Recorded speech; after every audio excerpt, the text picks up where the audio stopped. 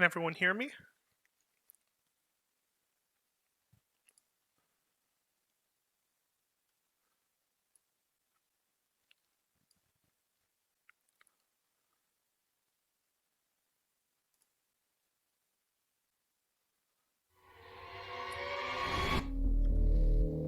Hello? Can everyone hear me?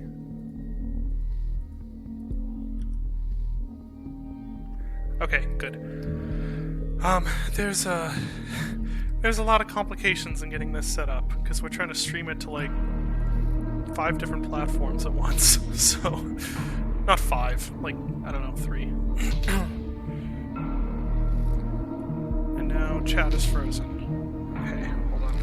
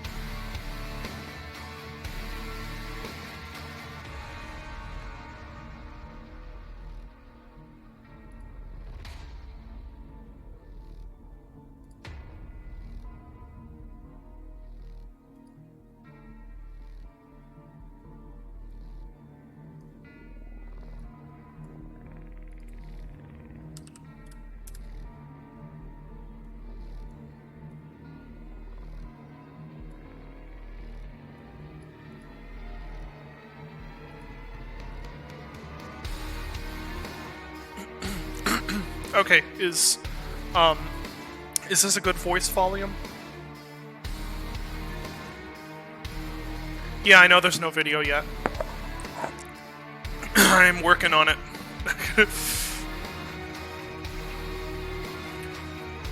Okay, I'm gonna turn down the game a bit. Now let me get Andrew in here. Dave is running a little bit late, but that's okay. Dave is always late.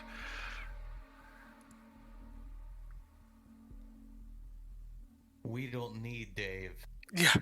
Alright, can you guys hear Andrew okay? Okay, Andrew, say some stuff, so make sure. Yeah, you guys can hear him? Okay. One, two. Here, I'll turn him up a little bit. Oh, is Dave there? Hey, Dave. Is that my Bluetooth? Can you hear me? Yeah, actually. It's not great, but... Yeah, well, no, I don't have the Bluetooth in my car. Let me turn it and put it on my, my headset. Okay. You're running a bit late, right? Yeah, I'm very late. I'm by LAX. I get back to downtown, but it's fine. We can shoot the shit. How am I now? Better? Okay. Yeah, yeah, that's much better. I'll turn you up a little bit. Yeah, I mean, I'm gonna be driving soon. Are we live on anything yet? Yes, we are live on... Well, I'm not sure about Steam. If someone could check Steam to see if that's actually working, that'd be good. That'd be cool if we can get it going on the Steam page. Yeah, I tried. It's... I don't know, it's like showing up, but then it's not... What? Traffic, Hawaii.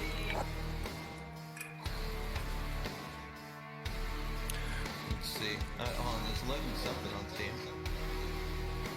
Yeah, it's just doing that continuous loading thing for me. Yeah, it's the same here. I don't think it's actually doing anything. Okay. Yeah, I don't know what to do about that, honestly. Bear with us, people. Yeah, sorry that... Does anybody know? Also, how bad am I with the car noise? It's not good.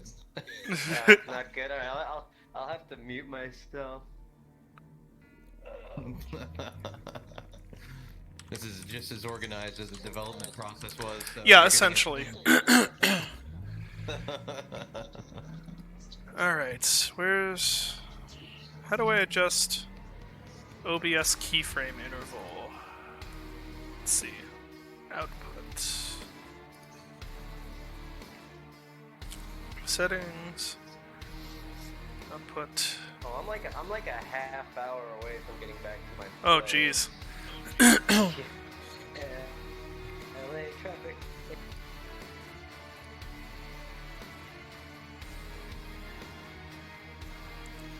So is everything else on the stream working good? How many people we got watching? I guess the only thing that's not working is the store page stream, which I'm not exactly sure what to do about that. I mean, honestly, it's probably just whatever. Twitch has 220. I think we're 50 or 60 something on the other one. What, on Facebook? I mean, on YouTube? Yeah. Yeah, we have 250 people watching right now, which is not bad. Really? Wow, that's Yeah. a bunch. So, Why do people care? yeah. So, Dusk is since... macaroni. They're all Yeah, asking it's why you're in macaroni. the car. I'm in my car because I'm in LA and I'm in traffic and I'm trying to get a million things done at once. as usual. So, Dave, should we just To start, get from or Santa Monica to downtown. turn up guest volume? yeah. Okay.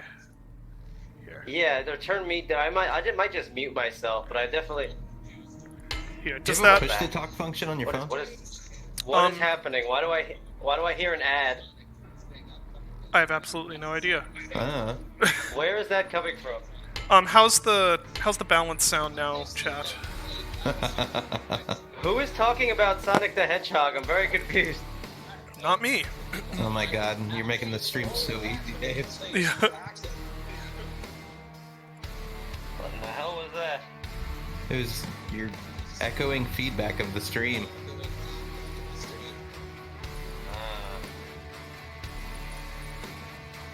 Okay, well, I think we're just gonna start with, Yeah.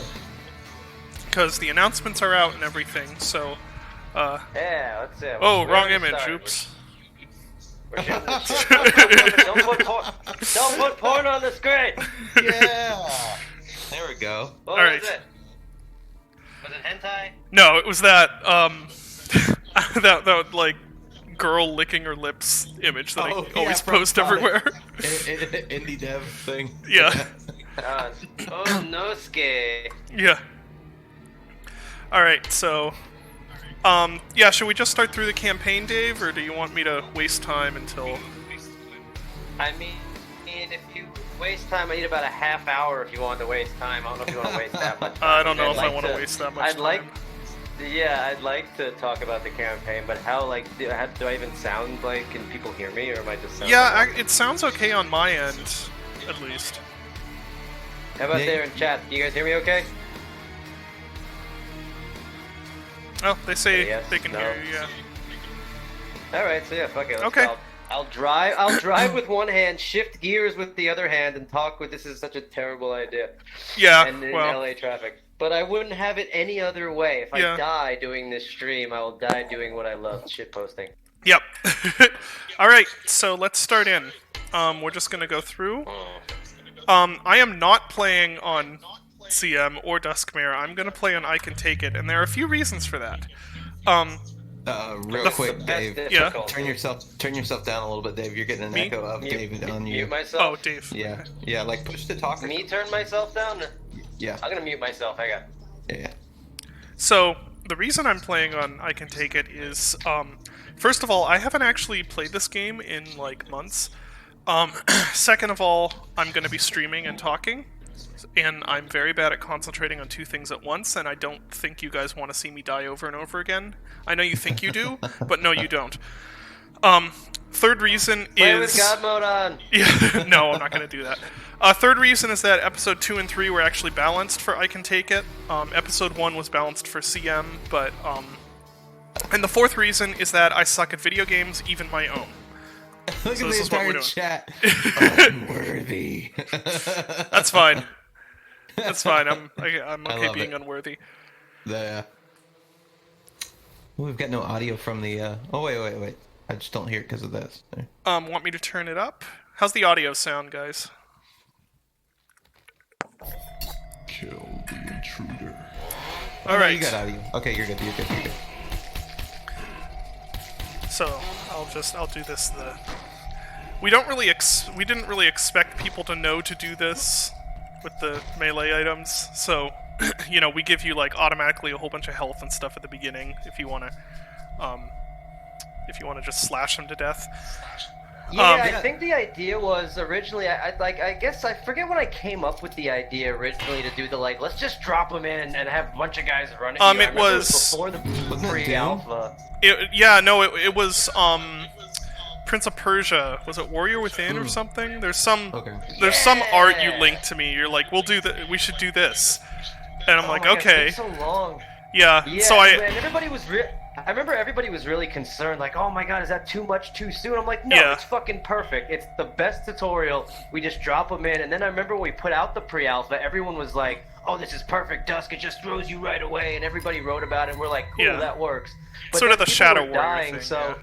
Yeah, I think what we did was we made it so as soon as you drop, you get a hallowed health. You can actually hear the noise. But that's unless the way I changed we that, I can't it. remember. Originally, I'm pretty sure you still hear. As soon as you start, you still hear the bonk from the hallowed health. Yeah. And actually, originally, here, let me go back. Originally, the idea I had, like, very originally, I did this whole, like, story treatment thing. Is chat frozen, or are people just not talking? No, you're good. Okay, just making sure. I did this whole, like, story treatment thing that Dave wanted me to do, like, way in the beginning. He's like, we need, like, a game design doc, which is hilarious in hindsight. And so I just sort of wrote out this, like, okay, I guess here's the reason you're here, blah, blah, blah. I never asked for a No, GDD. you did. You did. I would never ask for a GDD. The only thing I hate more than GGDs is... I hate more than GDDs. Being on time. That's the only thing I hate more than GDDs. I might still have it somewhere. But...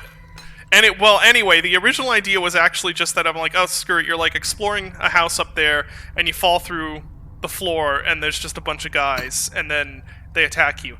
And then I put this sort of setup behind the player, just as set dressing, and when Dave played the demo, he's like, oh yeah, you're falling off the meat hooks. I'm like, that is a way better idea, actually. We're gonna do that instead. Because, you know, just falling through the floor is kind of lame. I didn't know that. Yeah, and then I think it was somebody in Discord, back when the Discord was really young, was like, oh, are the sickles like the meat hooks that you fall off of? And we're sure. Oh, yeah. Which makes zero sense, but sure, why not? Yeah, but like, yeah, sure, but I don't think we ever actually implemented that. No. The meat hooks are definitely still there when you turn around. Yeah, it's whatever. Maybe they grew back. Somebody just asked, how did you guys meet? Oh, well, I, as probably a lot of people watching know, am a big fan of janky, weird games. So I was actually a huge fan of the Rise of the Triad reboot that Dave produced. So I was working on Dusk. And somebody did Butt Rock for. Yeah, that Andrew also did music for.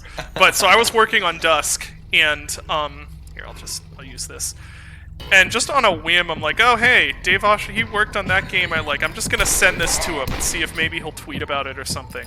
So I sent it to him, and he was like, who's making this? I'm like, I am making this. He's like, do you want it published? I'm like, I don't know, maybe. So that's how that happened. And then you didn't believe me. I didn't. Because you were like, what are you, one of those, like, you thought because, like, Johnny had worked with one of those, like, Steam shovelware publishers? Yeah, with, oh shoot, what was their name? They're infamously terrible. And we'd worked with them like on one of those that just, Sumo. Like, puts out, like, I'm like, no, I'm like a real person. Not Digital Home. No, not that bad. No, they're, shoot, what was, I can't even remember. I'm not even sure if they're still around, but they were, like, known for kind of fleasing indie devs, and we just worked with them. Yeah, and then I had to write David this super long email explaining that I'm like, no, I'm like a legit person that wants to publish your game and stuff, and like I was like, okay, well, because Aaron was really into it. I was like, dude, does this game feel as awesome as I think it does? He's like, yeah, you got to get that boy a contract. So I like actually sat down and wrote David a whole thing, and then I flew you to QuakeCon, and the rest is history. Yeah. Just making a... What is it with you and stacking things? I don't know. Every time I've ever seen you play Dusk, you stack things. It's just a goofy thing to do. But yeah, and then I was originally going to do the music like myself, and then Dave was like, "Here, we gotta do this." There. Flush the soap. And then Dave was like, "Well, do you want Andrew to do music? You know, you did the Rise of the Triad music." I'm like, nah, I'm good. And then Dave's like, "But seriously though, do you want?" I'm like, maybe, I don't know. And then eventually I'm like, "Yeah, actually, we'll just have Andrew do the music. It's good music."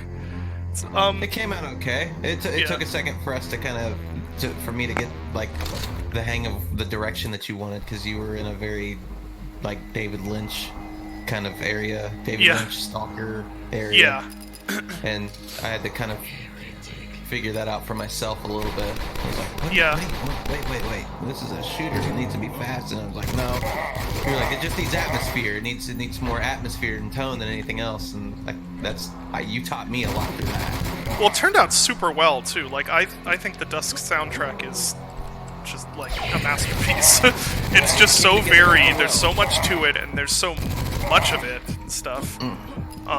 Yeah, I'm extremely happy with how that went. Even though I was like at first, I'm like, I literally have spent like tens of thousands of dollars getting a degree to compose music. I'm gonna compose some music for my own game. But this is the secret no one ever finds. Like, almost any time I watch someone secret hunting in this level. Oh, I guess I'm out of ammo for that. That's the one that they miss. Hey, Richard. Oops. Richard made all of the trailers. Yeah, and the intro videos. Yeah, the infamous trailer that I think had the big flip that everybody Yeah. freaked out about. He did that one too, I believe, right? Yeah. I'm pretty sure I actually had that concept for the having that sort of flip in the trailer before Yeah. New Blood was even the New Blood contract was even a thing. Fun fact: Richard almost probably murdered me right at the initial release of Dusk. Whenever we were going through footage, and I just had this idea in my head I was like, what if we did it like this? And there's a bunch of footage that we used for the release footage that I went and capped myself, which one of them is the flip. That flip is that E2M5? Where you're just going backwards? Oh, that's like the best shot in the trailer too. Because I remember Cam just going like, how the fuck did you do that? And like, no one could replicate that. And I was like, I can't remember, honestly. That's my favorite shot in the whole trailer. But like, yeah, that's the one where it feels like, holy crap, what is this game? Don't piss off your trailer guy. No. That's the things that I learned there. Sorry, Rich. So, as I think I've shared before, pretty much all the levels in Dusk were done mostly in order. There are some exceptions. Like, I think I worked on a couple of areas that ended up in episode 2 before I started on the episode 1 level. But for the most part, everything was done in order. So, yeah, we're gonna just cut this. Hello? I'm not... Yeah. Oh! There we go. Oh. There. Yeah, like... So this was essentially the second full level, well, third if we count the pre-alpha. I did some, like, there are some levels that didn't end up making it into the game that just were bad, so I redid. Oh, there goes the dog. I have a terrible dog, so that might happen a lot during the stream. Hold on one sec, I'm gonna close my door. Are you on M2 now or still on M1? Because I can't watch, so I don't know. He's on M2. Okay. We didn't do any commentary about all this stuff in M1 with the secrets and stuff. I was gonna say, Okay, we I'm started back. doing. I thought you were still on M1 because did you go upstairs and get like the shotgun? Remember that was like we had that big debate about should we have flavor text? Oh, that's right, yeah. And that because I wanted you get the first shotgun and it goes groovy, right? Yeah. And I was like we didn't at that point we didn't know how much how much flavor text there was going to be, how often, like, do we actually want the player to be thinking stuff, or do we want Dusk Dude to actually be having stuff on screen? We went back and forth a lot. I think there was a time where there was going to be a lot more, and then we decided to scale it back because we found it was just a bit too obtrusive. Yeah. I think we argued about that a lot. Yeah, we did a bit. I liked it when I love the first one, right? Because everybody gets that groovy, and it's really obvious. I like the one in E3 M1, Bad Dog. Just like the little one, and we have one for Chomper too, like one fish, two fish, red fish, dead fish. Yeah, that's like the some dumbest dumb one. shit that I came up with. Yeah. It works when you do it occasionally, but I feel like if we had it popping up all the time, it definitely would have taken away from the experience. Yeah. So someone asked, what's the story behind the soap? It's not actually a very good story, because it's just a random thing I did. So I had the soap. I had this soap object for putting in showers and stuff. And Sonder actually was been a friend since before Dusk. He was like, "You should give it a bubble particle system." I'm like, "Okay, sure, I did." And I just made it like world space so that the bubbles hang in the air just for fun, basically. And because it kind of looked now special and interesting, I'm like, well, let's do something, goofy. And so just on a whim, I'm like, what if it just does like a bajillion damage and will kill literally anything in the game in one hit? Like, that's a fun secret thing no one will ever find. That's the story. And then I'm like, well, since it does something special, I need to put one in every level. Yeah, that's all there is. Oh, I wanted to show something here, because there's actually a few really stupid systems in Dusk. One of them is the fact that water the fire system, for instance, I'm not sure I'm really going to be able to show it in this level, but the fire system in the game is stupidly complex for what it actually does. Like, it'll spread between objects, it'll be put out by water, stuff like that. Oh, that's right. Yeah, like you can, if you have something that's on fire, I wonder if, I forget the burn rate of toilet paper. Let me go see if I can catch it on fire. You remember whenever I was... Don't we all? Yeah. Like with the, I was like, hey, if the enemy is on fire and then they run into each other, what if they caught each other on fire? Yo, you also had the idea for the fire barrels. Yeah, that's it. Yeah. Okay. Okay, so let's see if I can do this before Yeah, I the remember chair. Andrew was like, There. wouldn't it be cool, like, if you set a barrel on fire and you threw it into a thing and then they caught on fire? Yeah, you can, like, toilet water will put... Dave, did you know that you could take, like, a chair, set it on fire, and then run over to a toilet, put it in the toilet, and it'll put the object out? Yeah, toilet water will put objects out. Yeah, I that's cool. forget I if didn't know that. sync You just will did or that. not. I didn't know that. You know why? Because Yeah. Dusk is the most immersive simulation. It's half immersive sim, Dishonored. yeah. It And the really other is thing... so much of an immersive sim. Even though we can't call it that, sales will just drop off a cliff. Immediately, sales just go to zero. It's like, oh god, it's an immersive sim? Nobody buys those. Yeah, the company will automatically implode if we call it an immersive sim. But, You just gain and the like a shower death actually will also. And the other thing about the shower, and I doubt anyone has ever noticed this, because it didn't end, there's only like 3 of these in the game, that these particles actually have, like, water physics to them. So, like, if I put this, see? They actually, like, flow over dynamic objects. I didn't know that. Because... David! Why are you hiding all these things? Because there was a period during Dusk's development at the beginning where I was just adding in systems. Like, I was just like, oh, this would be, this is why I say, like, Dusk is like half or more immersive sim. Because there's just these stupid things like this that I added in because I thought they'd be cool and have, like, very little to do with the actual game. You fucking put water physics, real-time water physics in the macaroni art shooter. Yeah. And then you can destroy that, and you can... Yeah, it's just... I didn't know that. Yeah. It's... Yeah, because, Why do things not? have to be practical and like? Yeah, why not? Yeah. Yeah, It's this cool is as shit. this. But I was talking about how I did the levels in order. And this area was one of the this house as a whole was one of the most complex things that I did up to this point, because you've got like these holes in the roof, and I want to I said this on Twitter, and I just want to say it again because it makes me look better than it should, which is that Dusk was made with Pro Builder. Excuse me.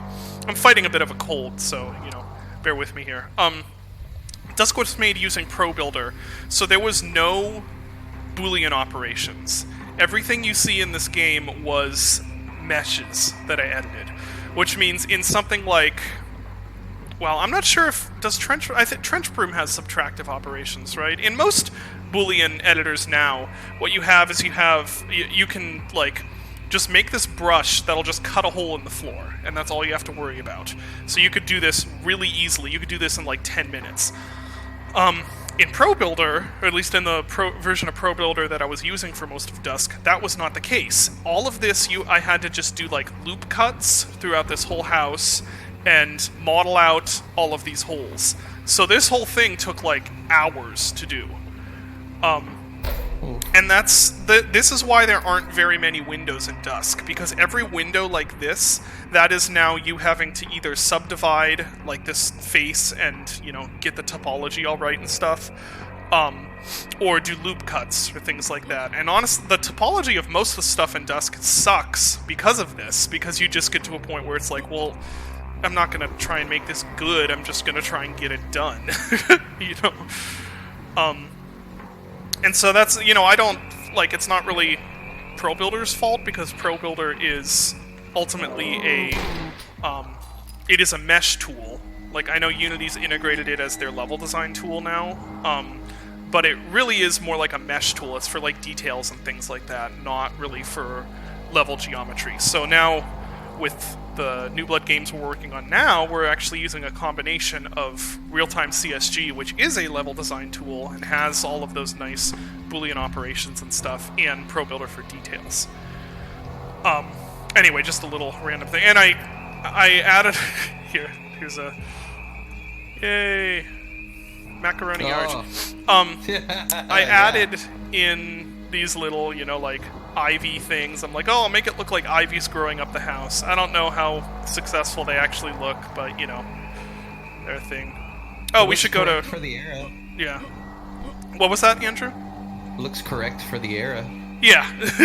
And that's the other thing about Dusk, is a lot of this stuff is like, well, so maybe it's because of my inexperience as a level... Whoops.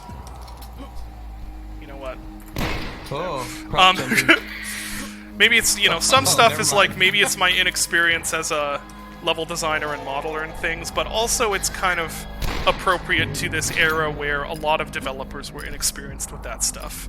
So what he just did, kids, using the prop to just bypass a whole section of the level, was one of the things that intrigued me the most whenever we started going through the actual levels that were going to be used for this.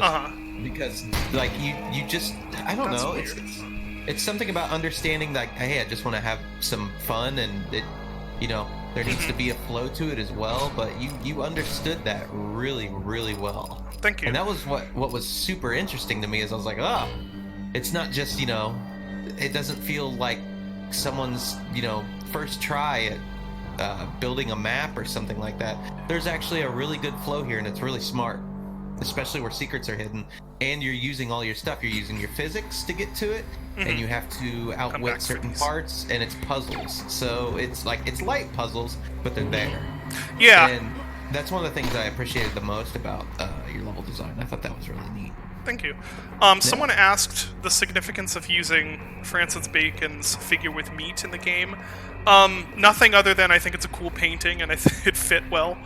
I wanted to have something that was not Saturn devouring his child, which is what is in every single horror game ever made. And so I just did this, and I said, hopefully... oh, hi. Hopefully there's some Oh, Hopefully that me pixelizing it and messing with the palette and stuff is enough for it to fall under fair use YOLO. oh, tell them about the secret that you went into. Oh yeah, I was gonna do that. Oh, and with what Andrew was saying, there's actually an example in the next level that I'll show you of like, where early on I was trying to have it be like there a little bit of Deus Ex-ness to the game, where you could you know, go through areas in different ways. That vanished a little bit as the episodes went on. But yeah, that value was always there with like, you know, okay, well the player can get out of the level in this area, but it's cool, and it's, you know, it's another way they can do it if they want. So we'll just keep that. This is Rachel's. There was a good amount of debate about like, should we let people like prop jump out of the levels and get out all the time, and every once in a while we get a person who would be like, oh, I can't believe they let you do this, look at this, and we left it like that on purpose, because as a producer, what I realized is 99% of people play the game the intended way. They don't box jump, they don't try to bunny hop out of the invisible walls, they don't try to get out of the level, and they play it fine. But for that 1% of people who really like breaking games, who gives a shit? Leave it in, it's fun. And we put... Thanks, Google. And we... You know, what we found was not only that people love doing that, but when you put all those funny messages out here, how many times, you know, everybody thought they discovered it for the first time. They're like, oh my god, did you see this message that said you're not supposed to be here in Dusk? Yeah. You know? So it was definitely the right decision. They don't Yeah, understand I think that that's so, a too. level lord reference, I think. What'd you say? I don't think they understand that that's a level lord reference. Oh, At least some of them did. so I actually have a confession to make. That was not deliberately a level lord reference. Oh, really? Yeah. Okay. Now I'm interested. Yeah, no, that was literally just me being like, put something here that's funny that will make them know that, haha, I know you can There get are out of so here. many. There are so many references to things in Dusk that David has not seen. David has never Like seen Event Horizon, but he Yeah. made the Event Horizon fucking blade room. Like, there's so many things. There's like Lovecraft references that we never read that David like made levels. That I was like, what? It's really weird. But one day we'll like get into it. But some of it's like really creepy. Yeah. Dude, So dude, this is sorry, go ahead, Andrew. Oh, sorry. No, like that. It's funny that it's not a level lord reference, because Richard, last time I saw him, he was just like, yeah, that Dusk game, that's got a reference from it. And it's like, Yeah. It's so weird how that works. There are a couple of those where I'm like, that actually was not a reference, but Yeah. this is, Okay. by the way, this is Rachel's secret area. Rachel's my wife. In several, not all of my games, but several of my games, I put a secret for her. Just because it's cute, basically. So there's a we're just gonna do this. Helicopter. Yeah, there's one later on for my daughter Lavender that's a bit less overpowered than Rachel's secret area, but you know. These things, by the way, very early addition to Dusk. They literally only exist because I like Stalker. These are basically just anomalies from Shadow of Chernobyl. Oh, you should have had one that, like, they rip you apart. Like, just one random one Yeah, in the game. like that Takes you does up in the air the and spins you around. Yeah. yeah. All right, let's go. Ideas for Dusk 2. Yeah, I've actually gotten a few ideas for Dusk 2, mostly from playing Prey, like the original Prey. Like, ooh, gravity There's a lot of switching. there's a lot of really cool shit. We talking about Dusk too? I already wrote the whole script. I Oh, Lord. storyboarded and everything. Oh man, you guys like Azathoth? Oh, you're going to get lots of Azathoth. As a thought. Oh, okay. I guess I won't pick up that barrel. Andrew is kicked out of the stream. Right okay, before so- full release. Oh, sorry. Go ahead, Andrew. This section brings back memories. I remember this was the first action track that Yep. we actually made. First one in the full game. There's, of course, the, like, you know, threw together yeah, the there's- one for pre-alpha. Yeah, in which we actually did we ever put that out? I don't Is that think in the so, goodies actually. folder? should No, update that. yeah. Folder. But I remember when we first came up with this part, there was originally a track that was like more horror based for this part of the game. So you came up to it through those woods, and the second that you ran under that big tree that was broken down, it would start. But it was creepy horror music with like bigger drums, and I mean it worked okay. I remember that, yeah. But the second that like I kind of went back and we revised it, and we were like, let's go full on, industrial music with this. It fits so well. I remember because that's like the first big combat sequence, and when it was in the episode 1 demo. 'Cause before that, it's the first 2 levels. It's kind of slow and simmy, and you get we introduce you to basically everything. But that's like the first time where it's like, here's 20 enemies at once and a bunch of props you can throw. And I think for that section, my favorite thing was just how many things could blow up. Yeah. And I was like, David, add more trees, more explosive barrels. More explosive barrels, All the physics. More things that can blow up. And actually, right before release, I halved the health of the tree prefab in the game, specifically so for this you get more section. explosions, So you get more trees blowing up and stuff. Oh yeah, that was I remember we have the health of the trees, and then doubled the amount of gibs of the scarecrows and stuff. Oh yeah, when they would yeah. explode. It would be like poof, like a few. I was like, they need to explode into like giant bursts of like hay, and then you just times it by 10. I'm like, yes, amazing. Yeah, I just made it insane. This part, by the way, I spent a lot of time trying to fix this light mapping, and it just wouldn't fix. That's a story, by the way, for a lot of things, a lot of light map errors in Dusk. I'm not going to rag too hard on Enlighten, but I'm also never probably going to do a game with baked lighting again. Well, no, that's hyperbole. I probably will. But, man, light mapping in Dusk was a miserable experience.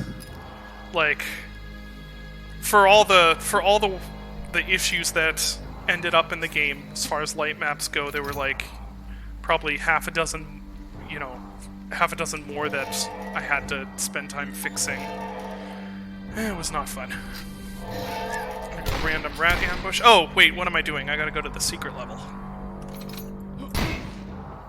Where is the secret level again? Let's see. Down through here.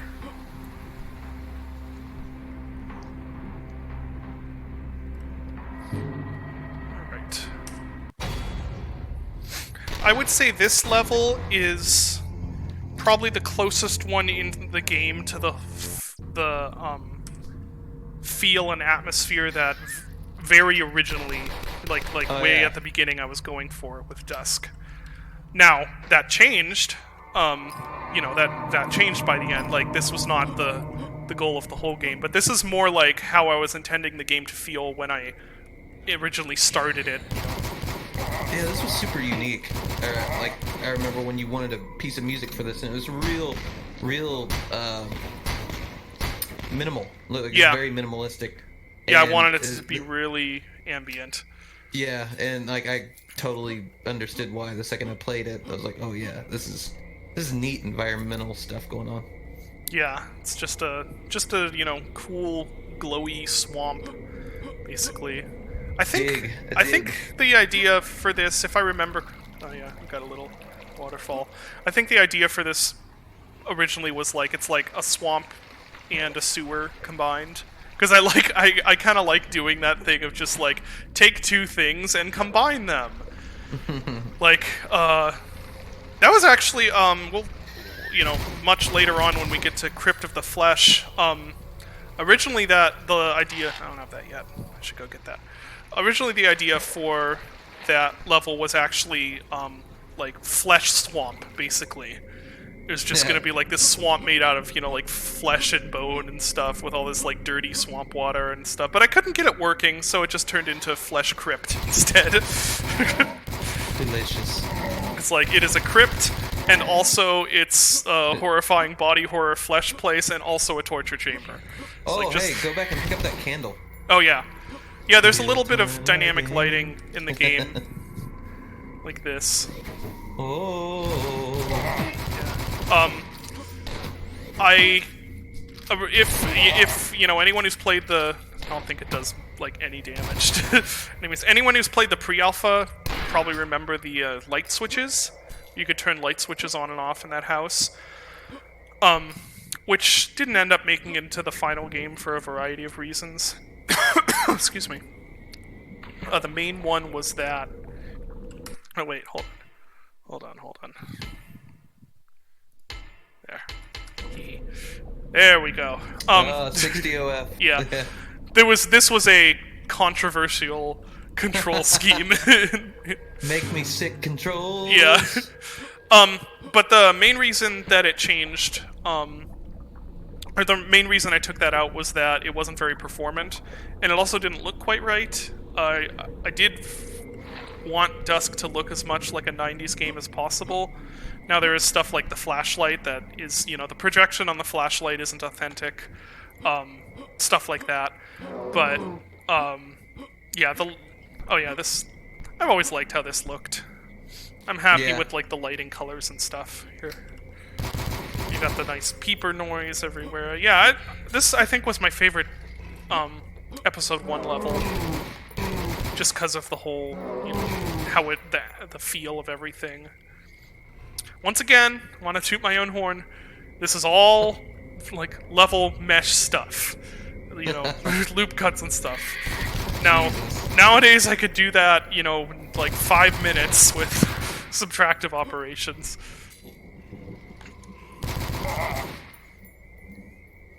So we'll go around here.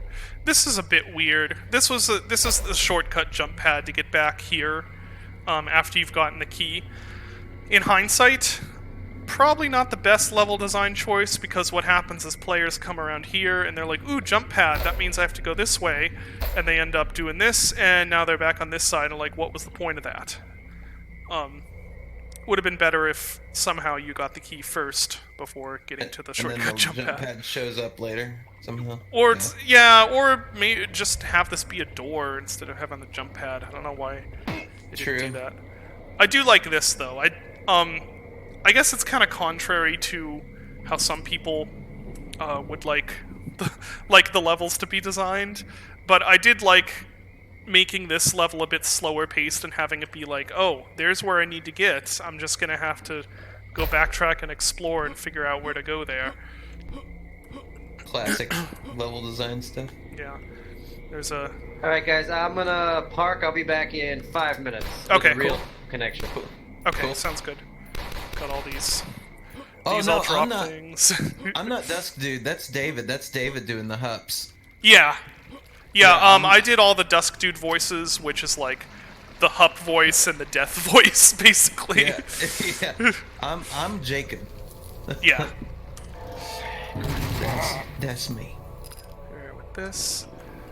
There's the soap. I also like that how in here, just even in the secret level, it's a little bit of a foreshadowing of what else you're about to walk into.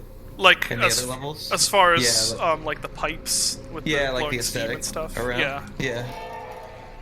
I remember this. I think what's coming up here is the most.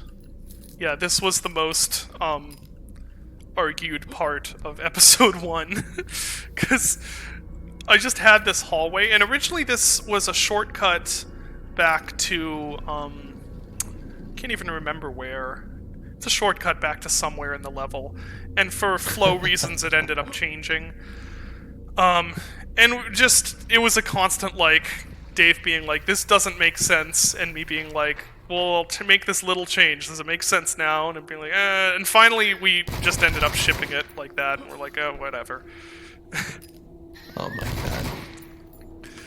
Yes, Chungus, big Chungus. I don't have the right equipment to do that. I'll try. Chungus, big Chungus. There you go.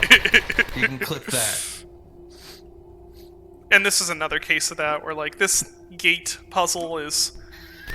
It's a bit of a player hang-up, but for this level I was, I kind of like it, because it's just sort of an explory, low-key level. Yeah. This whole area is very Half-Life inspired, by the way. It's very much so. Whenever you get out of the what's it called? Oh my god. sound like fucking non-fan right now. What's that one? The part where the head crab, the zombie, comes up from the floor in the sewers. Yeah. Like, and you see it behind the grating. Yeah. That's what that reminded me of. Yeah, the that's what it was second you based showed on. me. Yeah, it's really good. Here we are inside a place. All of these, now, probably should have made these actual windows, like with bars on them for things, so you could look out and see where this is in relation to the rest of the level. Because I'm a very big believer in... Oh, I also should have put a goodie in there. Oh, well. I'm a big believer in the idea of level design. One of the main things you want to do with level design is give the player a good idea of the 3D space they inhabit. And when you're up in here, you don't actually really know where this is in relation to the rest of the level. You can kind of see through here, like, oh, that's that building. But it would have been better if I'd made those actual windows. But, again, this is, I made these in order. This is a very early level that I did, so as with everything in Episode 1, there are some big mistakes that I made. Especially in terms of detailing. Like, this level's fairly well detailed for the most part. I mean, Dusk textures are a bit bad to work with because I kind of just did them all randomly. I didn't make, texture sets or anything. But some of the ones later on lack in details they probably should have had. There we go. Get the blue key. Gate raises, and there's our shortcut back. Raises. Yeah.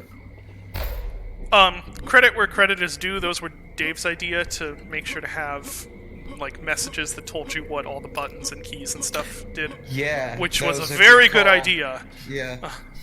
Really good call. Yeah. Oh, and I just the lighting in this level I like also. The ambient light. Oh, yeah, honestly, I should be doing where's that? Here. Retro palette. Every level in Episode 1 was meant to have this palette on. And then every level in Episode 2 and 3 was made without it. So there is actually no right answer about which way you're supposed to play Dusk, but for this level, this is how it was supposed to look. Look at that fog, that's perfect. Yeah, you've got this really, it's just like... The idea was the filter kind of does that rotten meat thing, where you start to get that rainbow look of, rotten meat. Yeah. And now you can kind of see how the lighting is a little more dramatic with this filter on. You've got more contrast between, the green, desaturated green light coming off of these pools and the really low ambient light and stuff. That's how that was supposed to look. Looks more like chemicals in the air. Low-lying chemicals. Yeah, it's just supposed to look nasty. And honestly, the filter that I used for it, the way I accomplished that effect, was really inelegant. We're doing a similar thing with Gloomwood. The Gloomwood has a similar filter, but it's much more sophisticated and, well integrated into the look, I think. Yeah. But yeah, I'll play all of Episode 1 with this filter on, and then we'll turn it off afterward. There's supposed to be a... Oh, there he is. You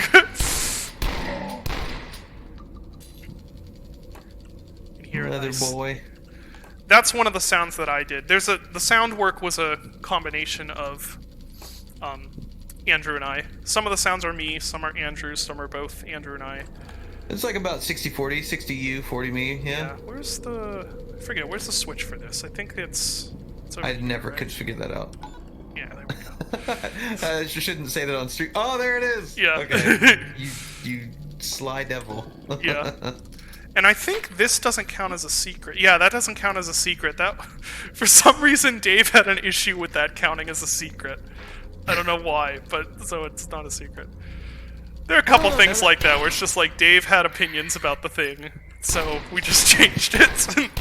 Whatever. Now that I think about it, it's probably closer to 70-30. I did a lot of atmosphere stuff, but I didn't really do very many sound effects. I think most of the atmospheric sounds ended up being your work. There are a few that are mine.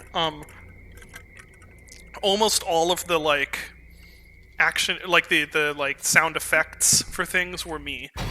Yeah.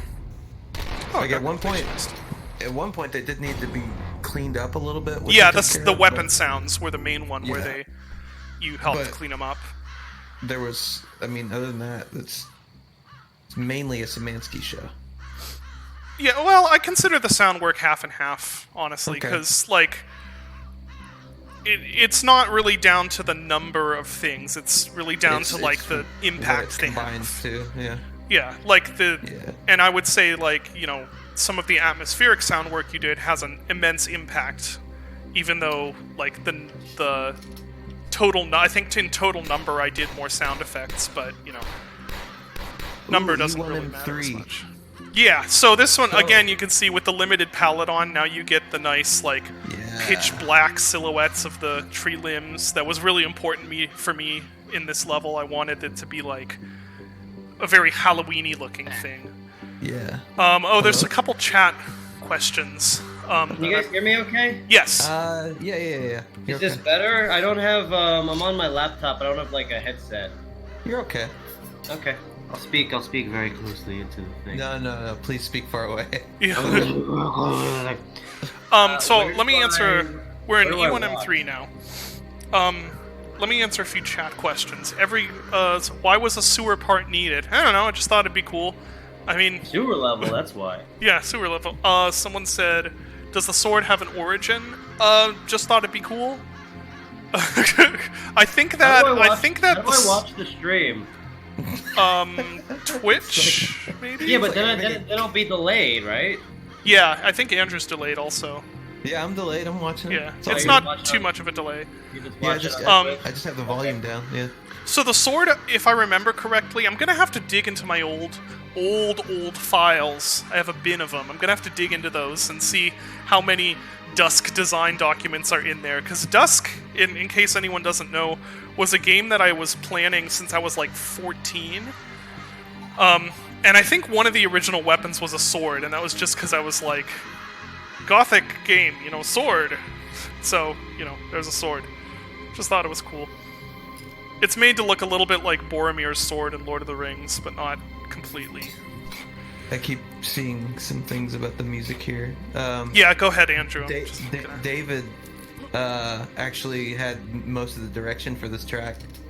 Did he I? actually gave. Yeah. You remember you were like you gave me a specific scale. I can't remember what it was. It was like. Can't remember if you were like used whole tones or something like it wasn't that. But Oh, like, a lot you of were open like, fifths. Yeah. You were like, Yeah. hey, use a bunch of open fifths. I was like, oh all right. Yeah. And it just kind of spiraled into this thing where I like. David said, "Hey, this is supposed to be." He's like, it's probably not going to be like this, but this is supposed to be the last time that you see daylight.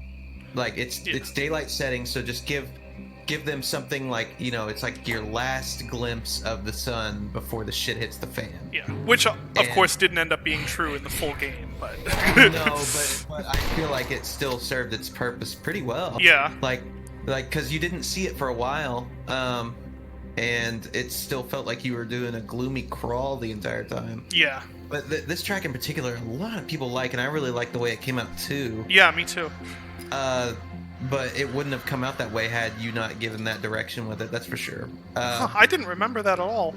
Yeah, that was- I think that was a- overall we worked together very well on the music Yeah, because I'd say so there was a lot of back and forth, and I don't think either of us felt like we had anything to prove, even though we're both composers. It wasn't like I'm gonna tell him to do this to show that I'm the better composer or whatever. Yeah, It's just we weren't comparing dick sizes. Yeah.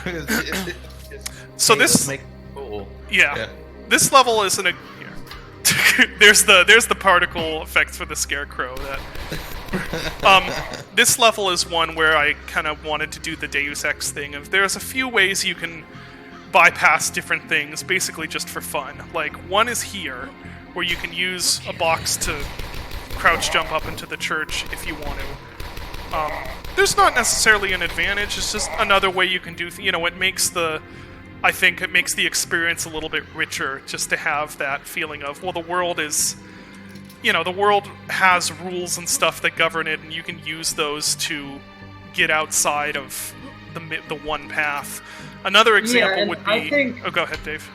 Yeah, I remember when the first time, because you don't originally, like I said, like I was saying before, most people just go through the front door, right? Yeah. I remember the first time, I think it was Cam or something, he was just like, he just threw the box through the window and jumped through the window, and I was like, oh, yeah, I guess you can do that.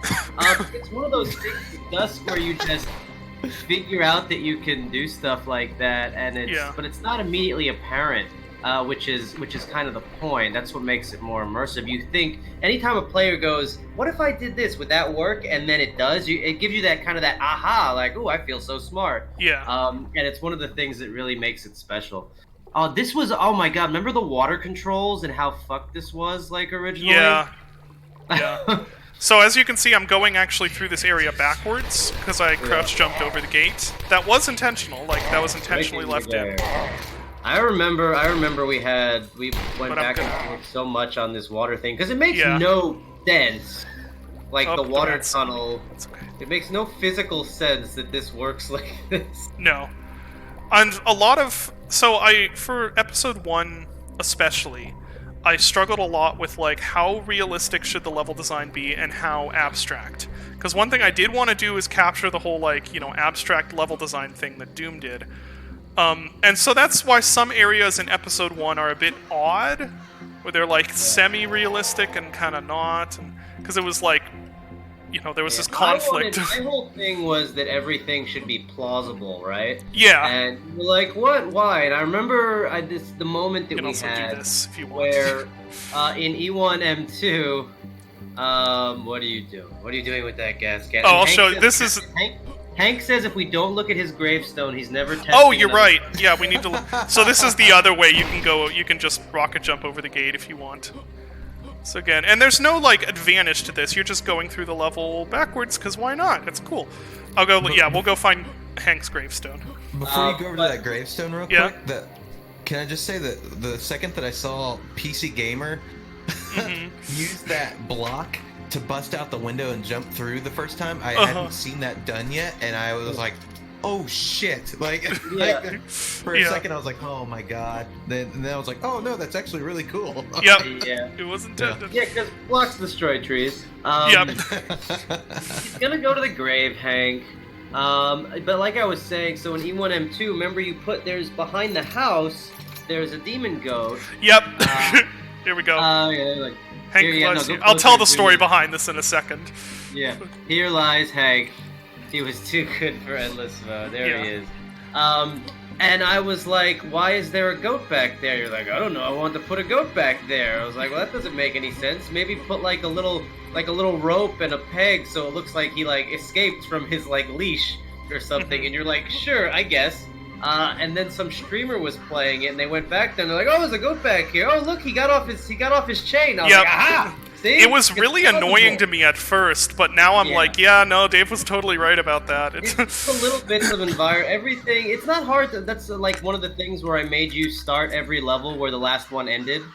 Yeah. Because there's no reason not to, and I hate when games don't do that, especially because we're telling a story here, and it's not hard to just kind of make the area you leave from and the area you start at the next one connected somehow. Yeah. And some of them are pretty like whatever, but some of them work really well. And I think in the end it was definitely worth it and added toward the environmental storytelling, whereas a lot of games are just like new level, and there's no cohesion to them. Yeah. So the story behind the gravestone is Hank, who is one of our QA guys now. He was just a fan of the game, and Hank is crazy. And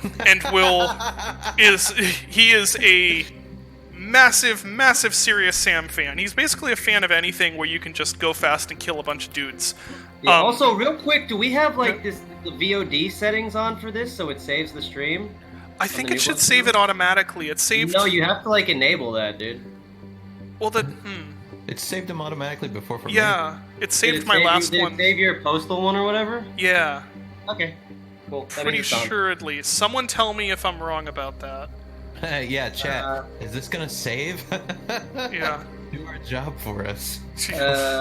Popular clips, unfiltered Chungus. VOD is on.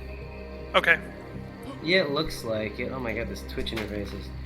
Yeah, your postal stream was like what, 2 hours? Yeah. Yeah, save that. That's You good. have to highlight Okay. the entire stream. Um, to make sure Postal, it's archived. Postal 4 has no box art on Twitch. No, it Mike, doesn't. Mike, get your shit together. Vince, come on. Look at this terrible prop placement here. So Hank's a crazy guy, and he was obsessed with Dusk Endless mode.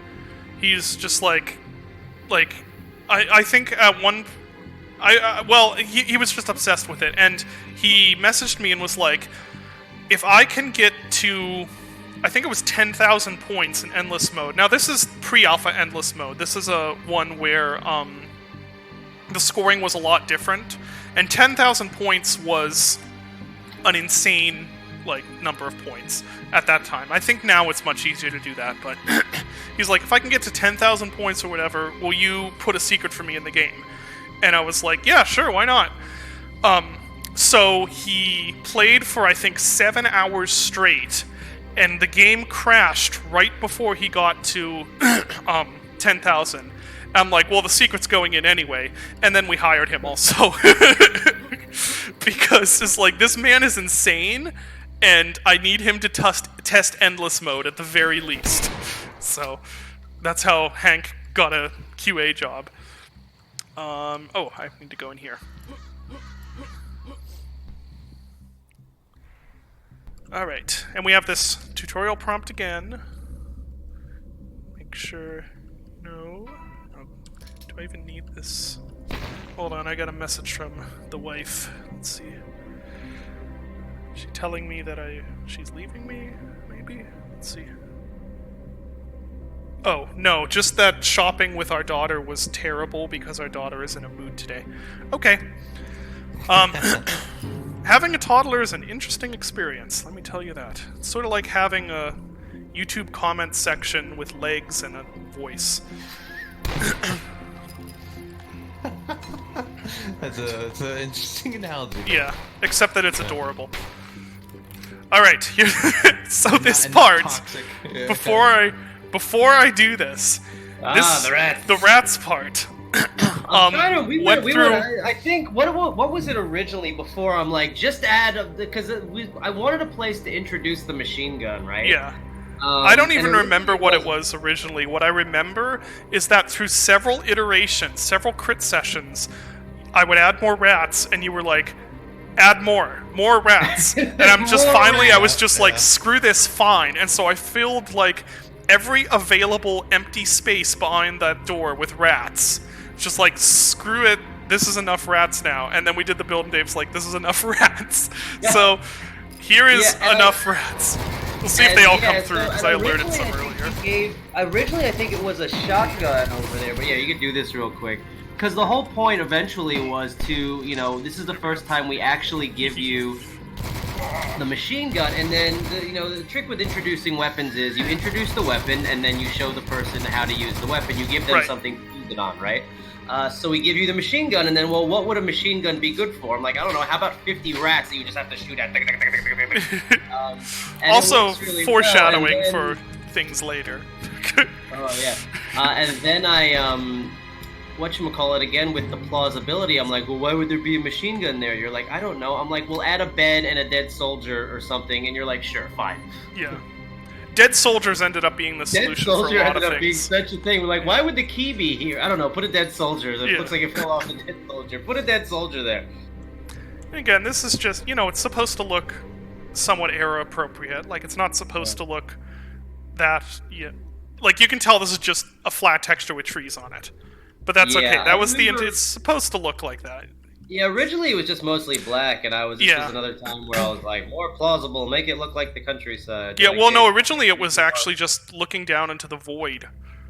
Yeah. Yeah, and here's another light mapping issue. Again, tried to fix them when I could. Okay, now we have... Do we have the red key? No, not yet. Red Happy key. little trees. If you destroy these, they all have skulls in them. Just because, Oh, one has a bone, I guess. You'll notice there's a lot of red light in Dusk. A lot of red and yellow light. I think I learned during the making of Dusk that I have a weird thing for red and yellow light. Because there's a lot of it. A lot of... Aha. Yeah. Alright. Alright, any questions that I missed? Let's see. Doesn't look like it, I don't think. Alright. Out we go. We now have the red key. Are you now watching on YouTube too, Andrew? I guess we should monitor YouTube. Is anybody monitoring YouTube? Yes, I have chat up. Okay, If you jump off the cliff, there is an Easter egg, yeah. Alright, now we go through the red door. Oh no, it actually collapsed under us. Ah, now we're in Doom.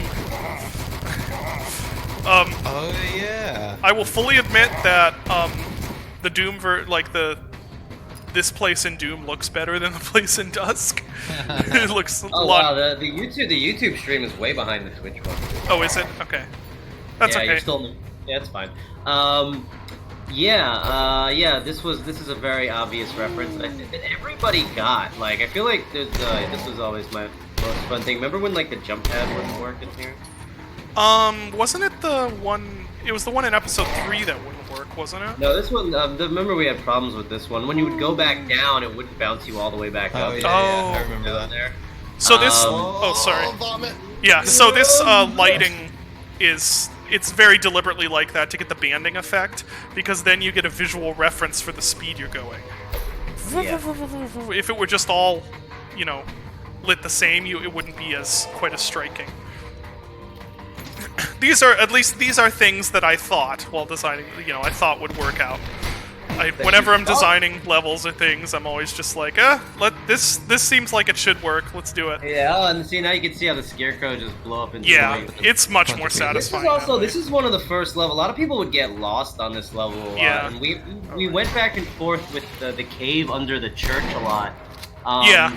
Because it was hard for people to see, so we added more boards, and then I think I had you add some emissive lights under. Yep. I'm like, people are still, and that's one of the things you should really do when designing games is watch people play your game. Yeah. Take it to shows, give it to random people, and don't say anything. Don't tell them how to play it. Don't tell them where to go. Just watch and see where they get lost and where they get stuck. And if it happens to a lot of people, fucking fix it. We I added, thought that was a Quake reference there. we added so much lore here. Yeah, you Yeah. thought this was a Quake reference. I'm like, I think it's just a room, bro. Which I which don't- one? The bridge. For some Oh. reason, I kept thinking that was some kind of Quake reference. It does or- look a little quaky. It's It does look yeah, kinda just a quakey. room. Yeah. Like I said, And a then lot of the- episode 1, and I was just like, I don't know. I'm just trying my best to compare to old level design. Just make cool shapes, make it look cool with lighting. Like, just hopefully it'll work. Yeah. Oh, and then we have little going bits of- back and doing the lore pass. We added all this writing on the walls. Mm-hmm. It's E1M2 in Quake. That's exactly what I was thinking of. That's a good call in chat. That's another thing where Yeah, you're right. Where David just makes references to things accidentally. Yeah.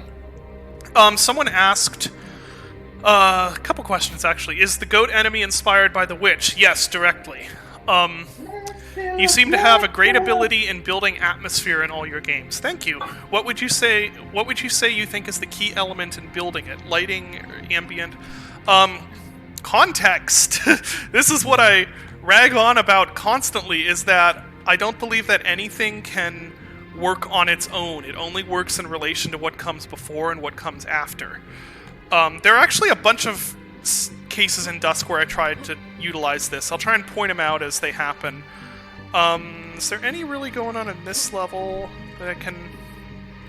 Maybe not so much. It's more later on I started doing that with things like,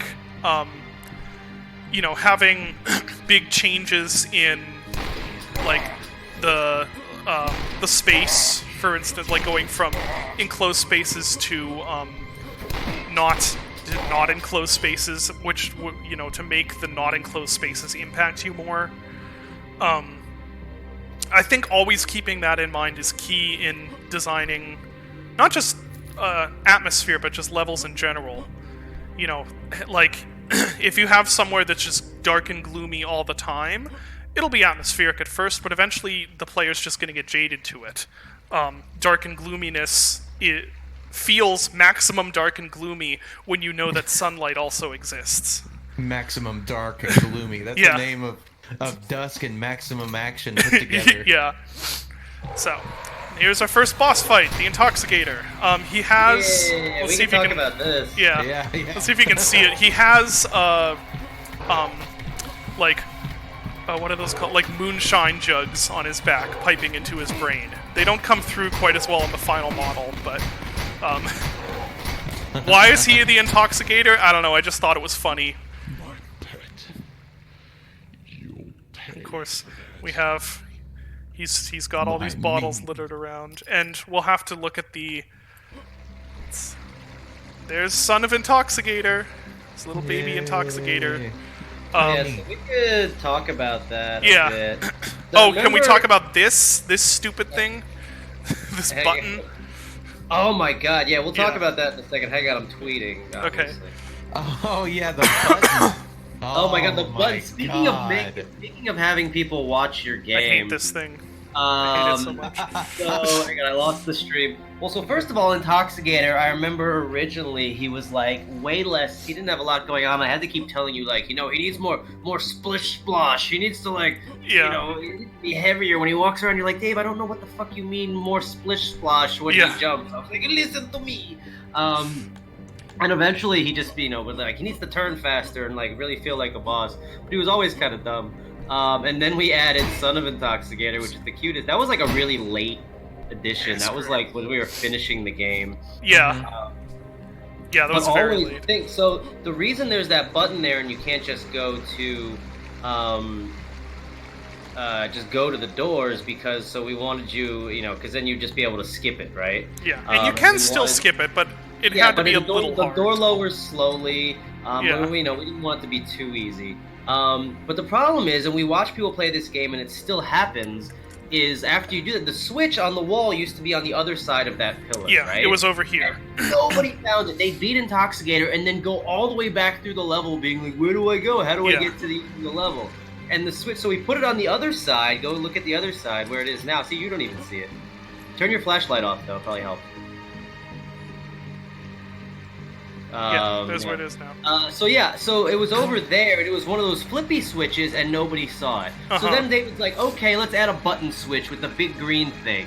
And nobody saw it. So then we added the button switch, and David put a blue light on it, and it looks like it does now, and people still miss the goddamn Yeah. button. And That then I button gave right up. there. Yeah, I don't give up. People still miss it all the time. Yeah. And then they miss the exit, which I agree with. So to get out of it, once the door lowers, you have to go through that little tunnel to the left. Yeah, it's a bit weird.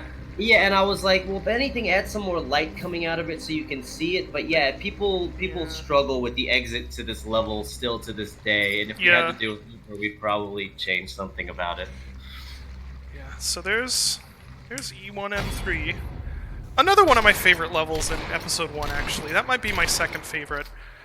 Everybody loves it. I mean, the atmosphere is really great. Like, you know, you load it up. It's got the sunset. The leaves are falling off the trees. It's got that really great atmospheric track. Dun, dun, dun, dun, dun. It's really one of those. It reminds me a lot of Blasphemous, where we don't Yeah. bombard you with anything, and we just kind of let you see this space and explore the space first. And the space doesn't really interact with you until you interact with it.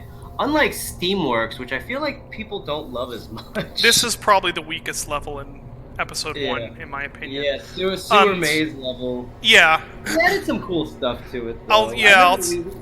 I'll walk through some of what I was trying to do here that didn't quite pan out.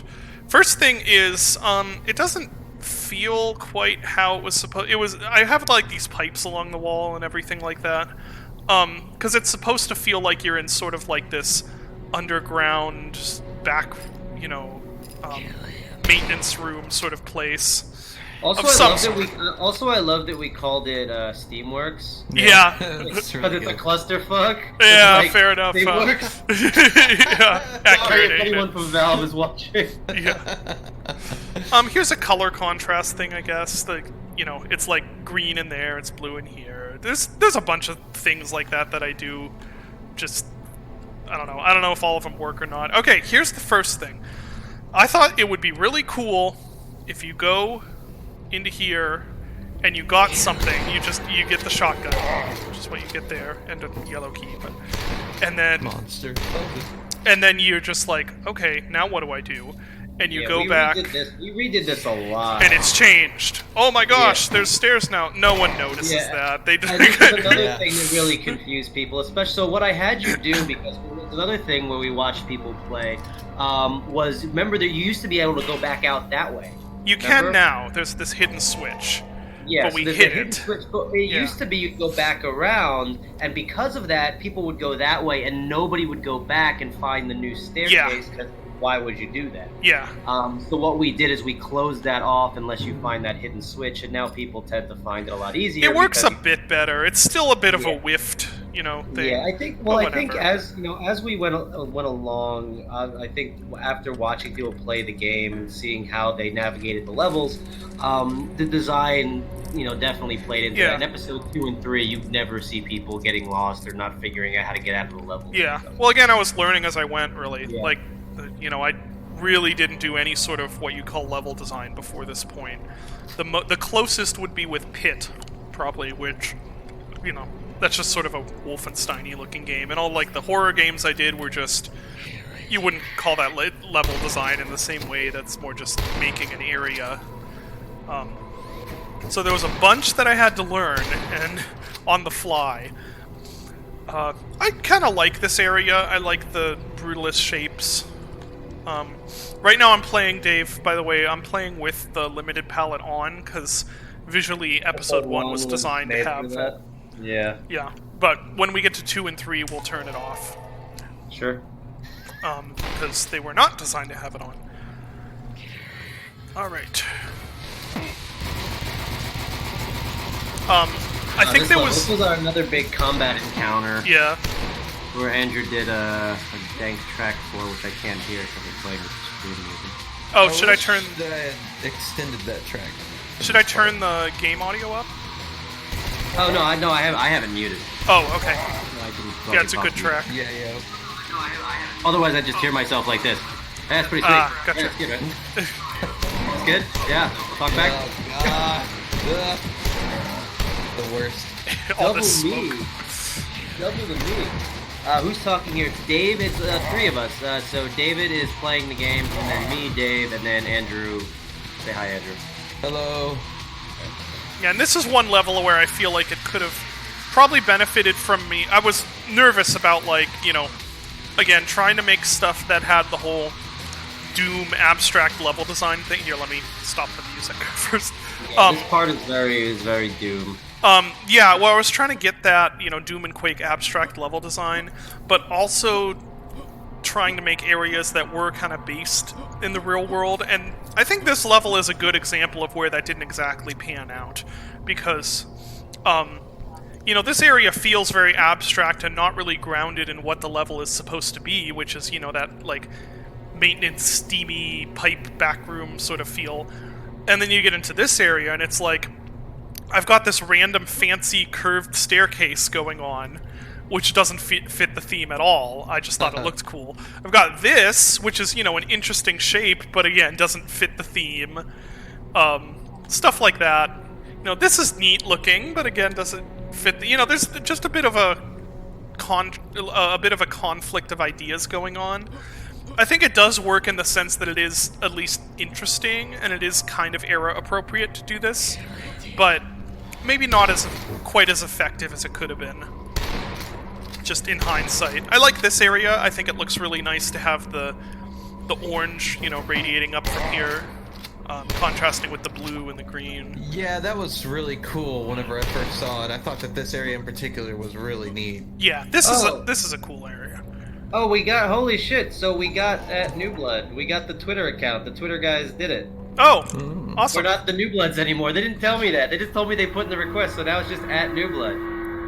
Here's a bit of this. This was added with the final story pass, having a little bit of okay, some guy was probably ignore the weird collision, but some guy was working on this machine and dropped his key or something. Push this to open these doors. Well, I'll go through the secret. Well, let me take care of these guys first. Also, the text on the wall stuff was added in a little later, I think. Yes. Yeah. As story. With the I think there was a bit of a difference of opinion as far as story went in how much of it should be in Dusk, because I had come... I remember this clearly, that I'd come off of doing you know, 4 very heavily story-driven, like, walking sim horror games. Oh, there'll be an interesting story about this also.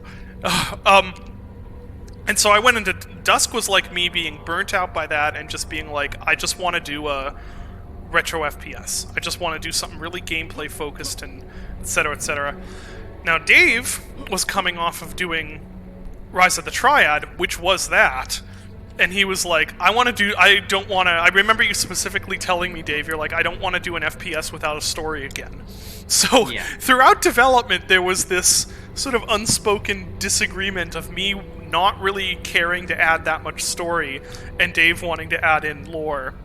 Yeah, and so, I liked it being, you know, it's abstract enough, and there's enough of it where, and I think obviously we've seen now, and also we made it up as we went along. Oh yeah, and, like, totally. And the fans that's actually totally, what, like, we've kind of just went with fan theories as it went Yeah. along, and we'll talk about that later. But like most of it didn't come together till the very end, especially in episode 1. We were just kind of making levels.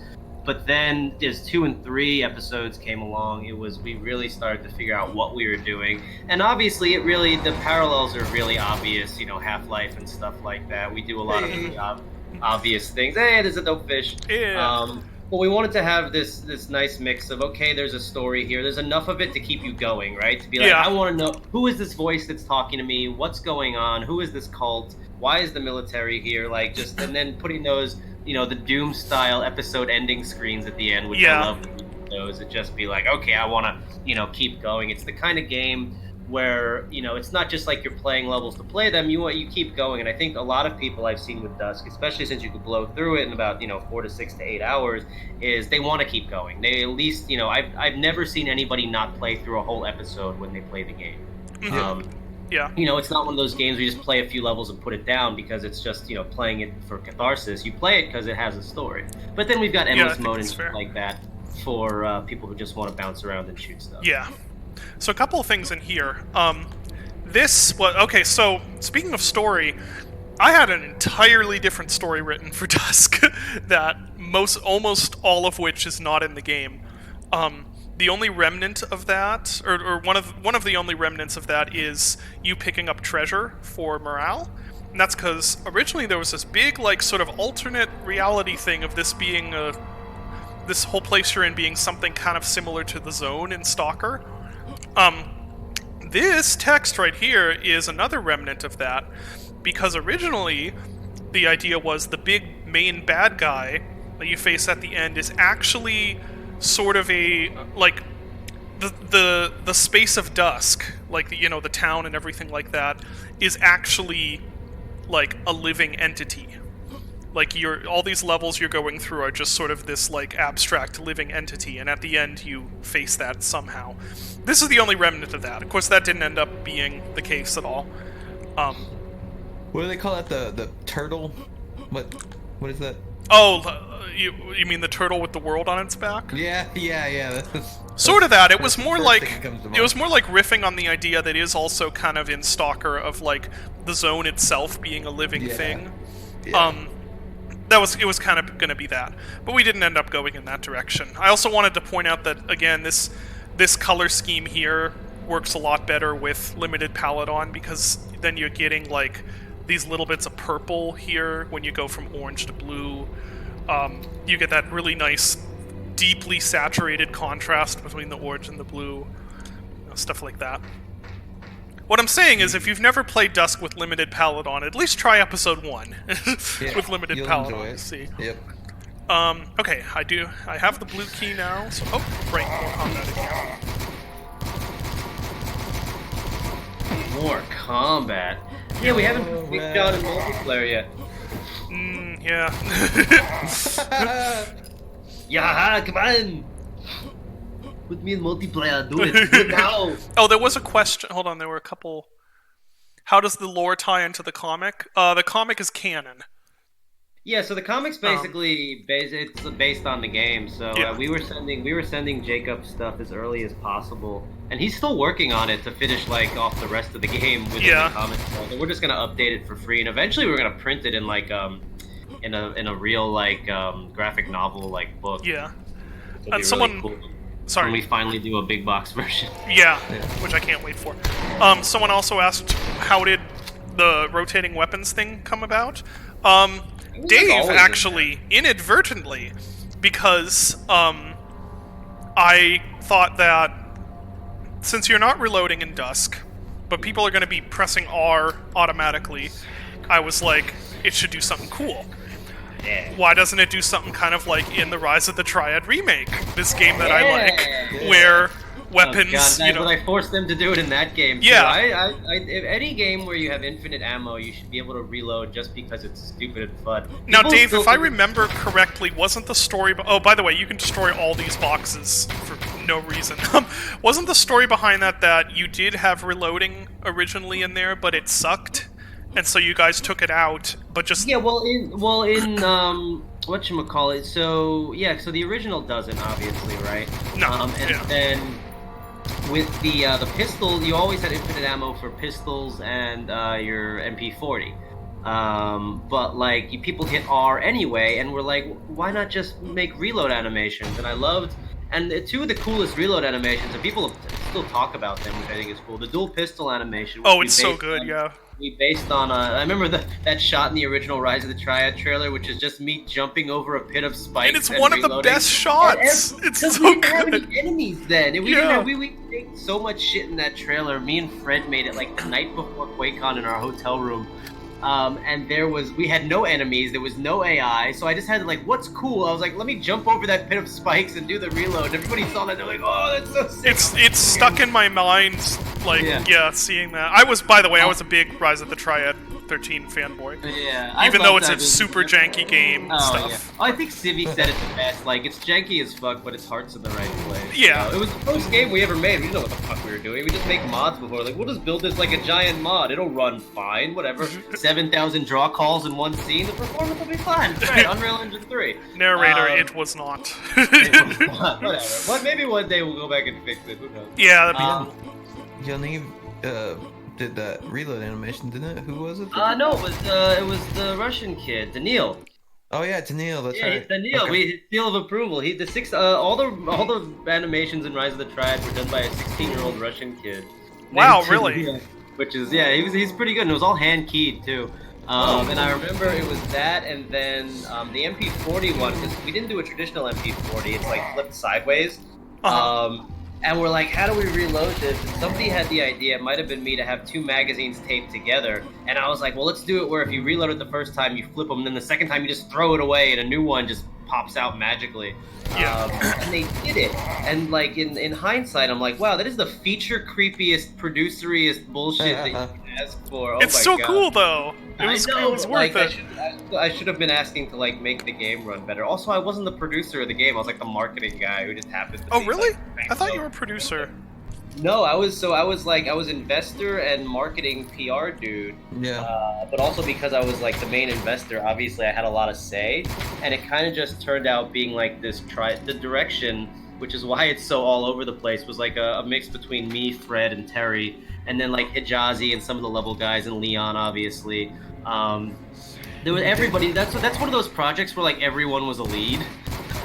Which Yikes. is why it's such a mishmash of ideas, but Yeah. you know. All the fact best that ones game were yours, came out of is course, a right? miracle.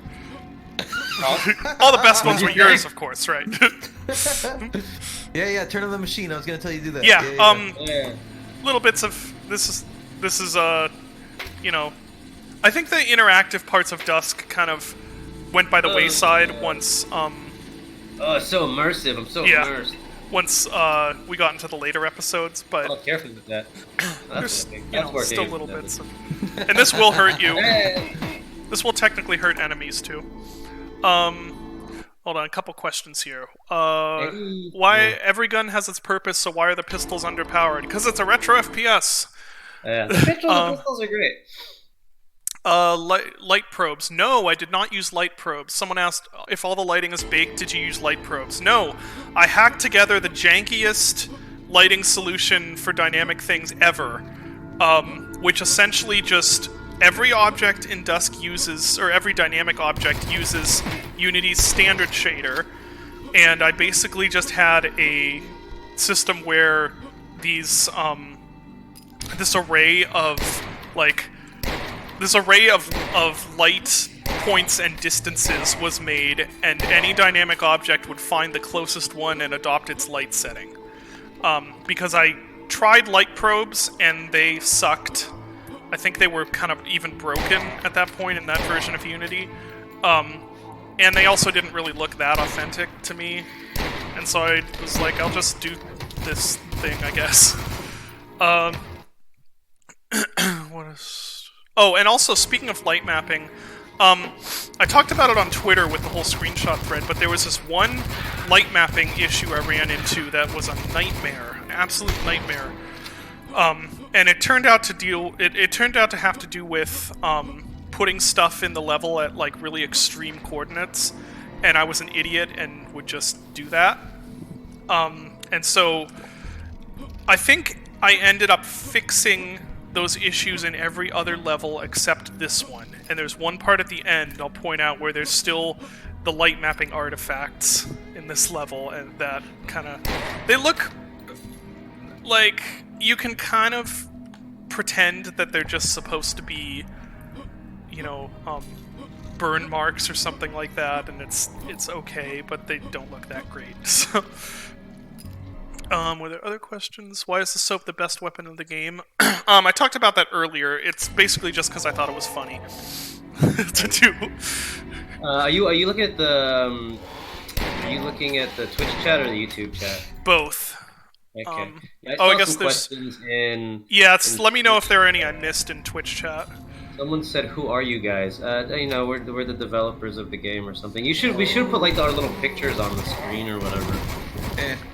Yeah, I mean, I feel like if you came to the stream, you should know who's here. But I mean, maybe it's just on the front page or some shit. Yeah, I am the main developer. Guys? What have you done with Dusk developers? Yeah, I'm the main developer.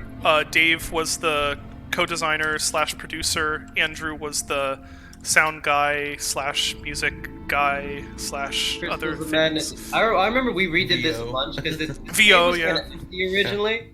And I was just like, and then the crystals came later, and I was like, let's throw some crystals in here. And that was another one of those things where I was like, more barrels, more enemies. Yeah. More floating barrels, more trees. Someone said any movies that inspired Dusk. I mean, obviously, Texas Chainsaw Massacre. Yep, that's the main one. Yeah. It's my favorite horror movie of all time. There's a lot of parallels to Mandy, which actually came out, I think, after we were done with Dusk. Yeah. And in my headcanon, Mandy is the prequel to Dusk. Hey, no, it's the penis. It's the penis. Yeah. So, okay, a couple of things in here. There's the light mapping artifacts. No. Hold on. Here, let me turn off the filter for a second. You can see them. There's the light mapping artifacts.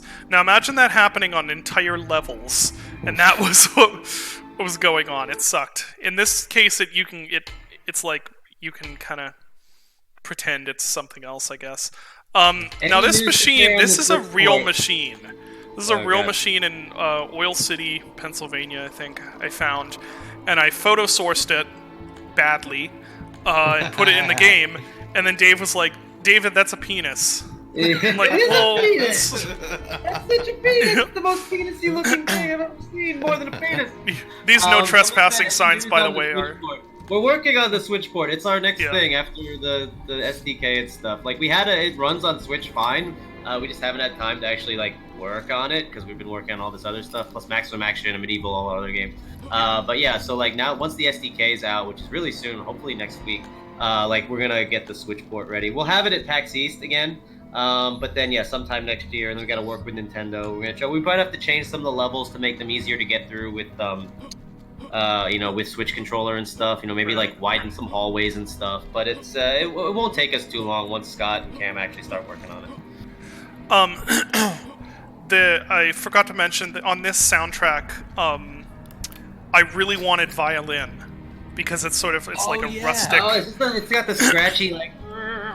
Yeah, it's actually David playing. Yeah, it's me playing violin because violin is my instrument. Nerd. That's what I have my I know. That's what I have my degree in. Like guitar, bass, or drums like a real Chad. Nah, not a real Chad. So yeah, that's me playing violin in the soundtrack here. Just to I forgot about that. Yeah, this she was like, "Can I put something on here?" I was like, "Yeah, just go for it, dude." Are all three of us going to be at PAX East? I think David's No. not. 'Cause No. he's, I have a kid Dusk coming. number 2, maybe? Yeah. David can't stop having babies. He's so virile. He just does Yeah. babies every time. Him and Apparently. Rachel go to bed. Boom, good babe. Yep, Dusk basically. 2, baby. Yeah. Has Doug Bowser played Dusk? I don't think so, but everybody else at Nintendo really likes it. So they're like, hey, they ask us about the Switch version as you guys do. We're like, we're working on it. Yeah. Yeah, the next level is from Thief actually. So Yep. it's actually based on Do Thief. that right. At any point were we frustrated choosing Unity against another engine? I don't think so. Not necessarily. I mean, I would Unity's say just there were frustrating many, in general, points where but- we were frustrated at Unity. I don't Yeah. know that there was a point where I was like, I wish I'd used a different engine. Yeah, I feel like Because I know man, Unity is the thing. Yeah, imagine if we used Unreal and all the floors were just like really shiny. Well, no, well, I think probably Dusk would have worked out fine. Well, for one thing, you wouldn't get mod support if it were in Yeah, Unreal. that's true. So, It would have looked like Nightmare Reaper. yeah. this is For another anything- thing, I don't know Unreal. I've only done a tiny bit of work in Unreal, and whereas I knew Unity, so Dusk would have taken even longer if we'd have done it in Unreal, because it was an engine I'd have to, learn the engine as Plus, well. it wouldn't have been moddable. We wouldn't have been able to have all these options. I don't think. I mean, Probably could have. I don't know. People like to pretend that there are more differences between engines than there really are. Honestly, You can do anything if you try hard enough. pretty but much. Like the stigma with Unity is that it's not as powerful as Unreal, but you which can makes make no some sense. damn Yeah, good-looking isn't Unity G- games. Isn't GTFO on Unity? Have you seen that game? Looks awesome. Is it on Unity? I mean, I could believe it. Like, Yeah, because Yeah, it the was engine's- nominated for a Unity Award, so I hope so. yeah, an engine's a tool, and some Yeah. tools do things better than others. But ultimately, what matters most is how you use it. Yeah. Now, in this case, the way I used it was to bash it over the head and make it look as bad as possible. But, Oh, don't forget, are we gonna get to the ghost? I'll Yep. never forget, like, when you got Ghost! the first time we got a ghost, and I was like, what the Spooky! fuck? That's the dumbest thing I've ever seen. It's I know, hilarious. it's great. So great. And yeah, this level is directly inspired by the, oh shoot. The cutting mines from... No, I can't remember the prison. Everyone's gonna get mad at me. Dylan is gonna kill me. The name of the prison. It's Um, the prison Cuddy- level in Thief. This is- Cuddy prison. No. Cuddy's the character that you're rescuing. Oh, yeah. Um, The top 5 track. Let's see some more questions. Yeah, I like this level, and I think when we were going through, one of the things I wanted to make sure you did was that if we had a really claustrophobic level, the next level should be big and open. Yeah. So we weren't, so the player wasn't like, oh my god, and then they get, because if you don't have that, then the player's like, I'm bored, I don't like doing this maze stuff. Because the cutting mine's fine when it's back-ended by the next, what's the next one? Day of the Night of the Dead? Night of the Dusk? Dead Dusk, of the Night. Dead of the Night. Yeah. We've renamed that level so many times for Yeah. multiplayer. Oh, we also redid that level so many times in single so player. many times. Oh yeah, we could talk about that. Yeah, once we Oh, get yeah. there. We did a lot with this one too, but for the most part, I didn't have a ton of crits on this level, other than It's pretty straightforward. I mean, I think originally there was only like 1 or 2 secrets, and I was like, I wanted to Yeah. to there's make like sure 3 now. you put at least like 3, 4, 5, 6 secrets in every level, just so there was stuff to Yeah. find. And you added some cool ones, and you like secrets within secrets. That's your Yeah, thing. Like you it's find a Doom secret, thing, and there's yeah. another door, there's another door, and it's like you had 0 out of 3 secrets, and all of a sudden you have like 4. Right. Which I don't mind. I like secrets within secrets. The speedrunners hate this level, by the way, Yeah. for obvious Oh, reasons. Because you can't hop, really. There's no bunny trying to hop. bunny hop Yeah. through it is. Yellow I key. Fake What's outdoor. the story of the ghost? Yeah, it's just dumb. It's just dumb and funny. Yeah. Oh, and that I had you add. I was like, story path. I was like, add an evil laugh there. I think I said that so many times. Like, add that evil laugh. Add an evil Yeah. laugh. So it's like, because originally we didn't know who was talking to you. We didn't come up with the idea of Jacob and the cult leader until I saw my own picture. Yeah, which is in the next level, I think. No, I don't think. Oh yeah, it's in the next level. Yeah. And people think like I didn't ask David to put any of No. that like My face as the cult leader or on Big John was just David literally like taking pictures off my Facebook and being like, I'll use Dave's face for this. Yeah. No, the Jacob as a character started just because I thought it would be funny to put one of Dave's high school pictures in the game. Yeah. Aggressive developer to publisher. Yeah. Also, are those off by default now? The subtitles? I can't remember. Yeah, they should be. I think The they're music off in by that default. one was a bowed bass. I get asked about what synth Oh, that really? was. a lot. It's actually a Craig's bowed Cliff bass. Prison. That's the name of it. Thank you. Craig's Cliff. Yeah. Oh yeah. Fake immersive sim fan confirmed. Yeah. Other than old school design, was there any reason to not have hands and animations? Yes. 'Cause making Yes. hands is hard. Because they're hard.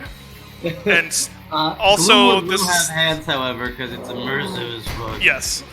Yeah, because hands are hard, and as well as learning level design, this is also like the first like rigging or proper weapon animations I'd ever done too. So yeah, Dusk Dude has no Are you hands. guys aware of the typo in Steam where single player is misspelled on the launch options? Really? God. Apparently it's the Mac version. Oh boy.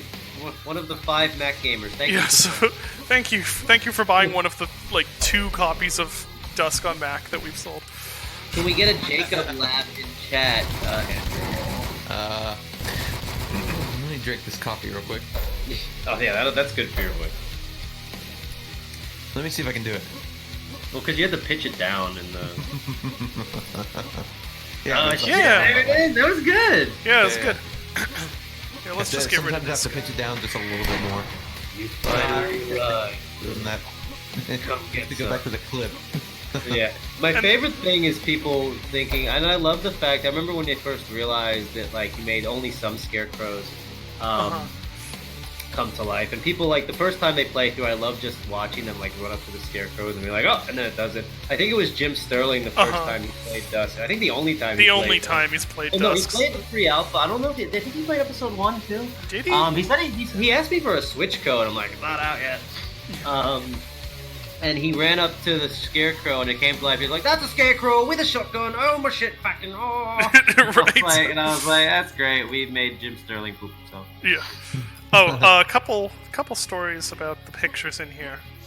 Oh, and then we can talk about the crossbow introduction, which Yes. we worked on. Okay, first of all, this is a completely Texas Chainsaw Massacre kitchen.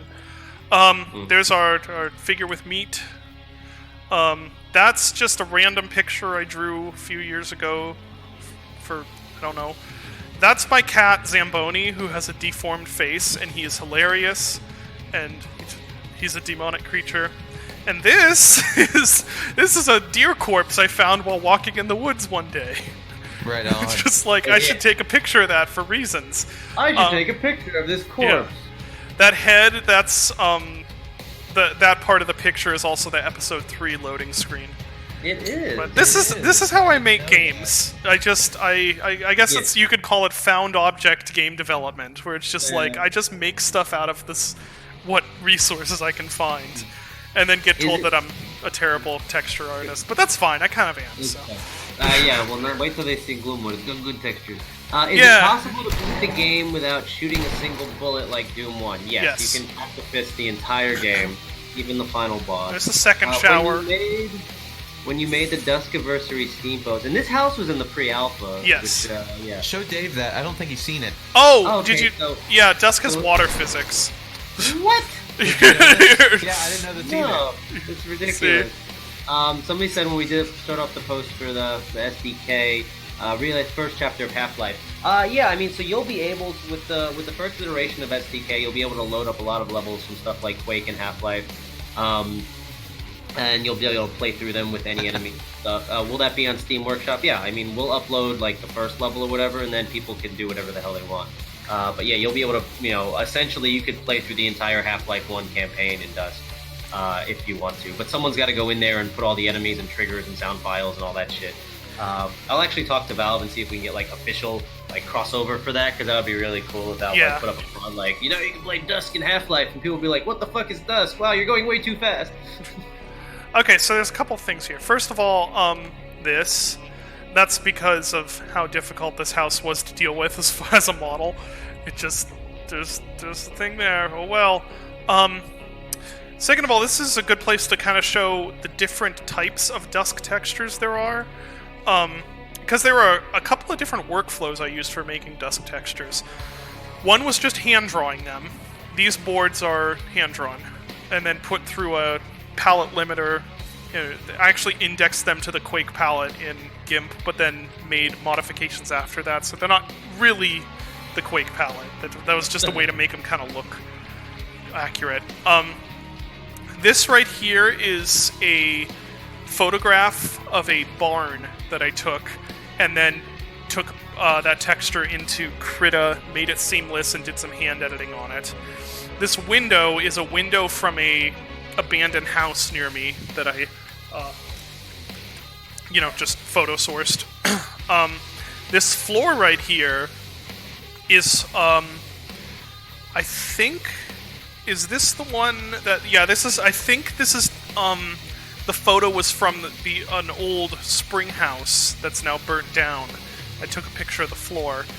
And this wallpaper was hand-drawn, partially with texture from a in-construction house I visited behind the drawn part. So that's a bit of a little taste of how Dusk textures were. You've got like photographs, and you've got some hand drawing, and that's why they're a little messy, because I also didn't really know to do texture sets. I just kind of made textures. And the problem is then there are a lot of them that don't necessarily visually go together. And that became a problem with texturing things. Finding textures that would actually visually go together. This one is, I forget, that's a basement somewhere. I forget where. I think at least, or is that one a house? I don't remember. There's a lot of, if I were to ever take someone and drive them around the area I live, I can point out a bunch of like, oh, look at that texture is that's this. Well, I'm coming to visit next week. So. Yeah, I'll have to show you some of them. Yeah. Oh, and this level is the first one. Did you get to the crossbow part yet? Oh, sorry, I'll do that. Yeah. This level was one that went through a whole bunch of iterations because I couldn't get it to be fun. And then I actually talked to Dylan, who's the Gloomwood developer, and who did a little bit of work on some later stuff in Dusk.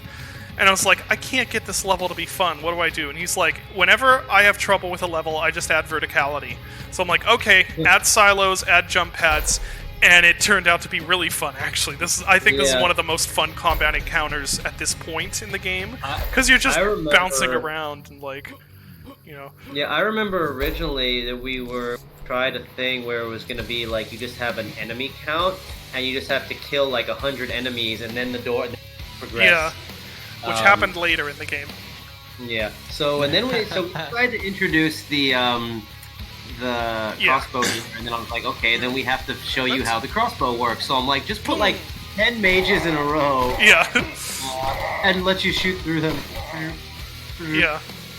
That was another one that irritated me, but ended up being a good decision. Yeah, it's like, we need to show you how the weapons work. And in Dusk, you can get away with them shit like that. As soon as we, like made it like, okay, enemies can teleport in. I love the fact that, projectiles bounce off those jump pads. Yeah. Oh, and someone asked, how did I make the enemy textures? Just drew them. Macaroni. So, yeah, some of them are okay, some of them aren't so okay. Yeah. Someone asked if you're a PA native. Yes. Yes, you are. Yes, I am. Game needs finished. Car needs watched. Exactly.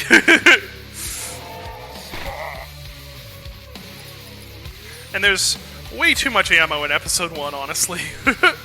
I tried to make it a bit better in the episodes afterward, but... And if you guys notice, I don't actually bunny hop much while I'm playing Dusk. Like, for the most part, I kind of design combat to be more of like a use slide as your fast option. But bunny hop is so fun, most people use that. Which is fine. That did make it very difficult to balance combat in later episodes, though.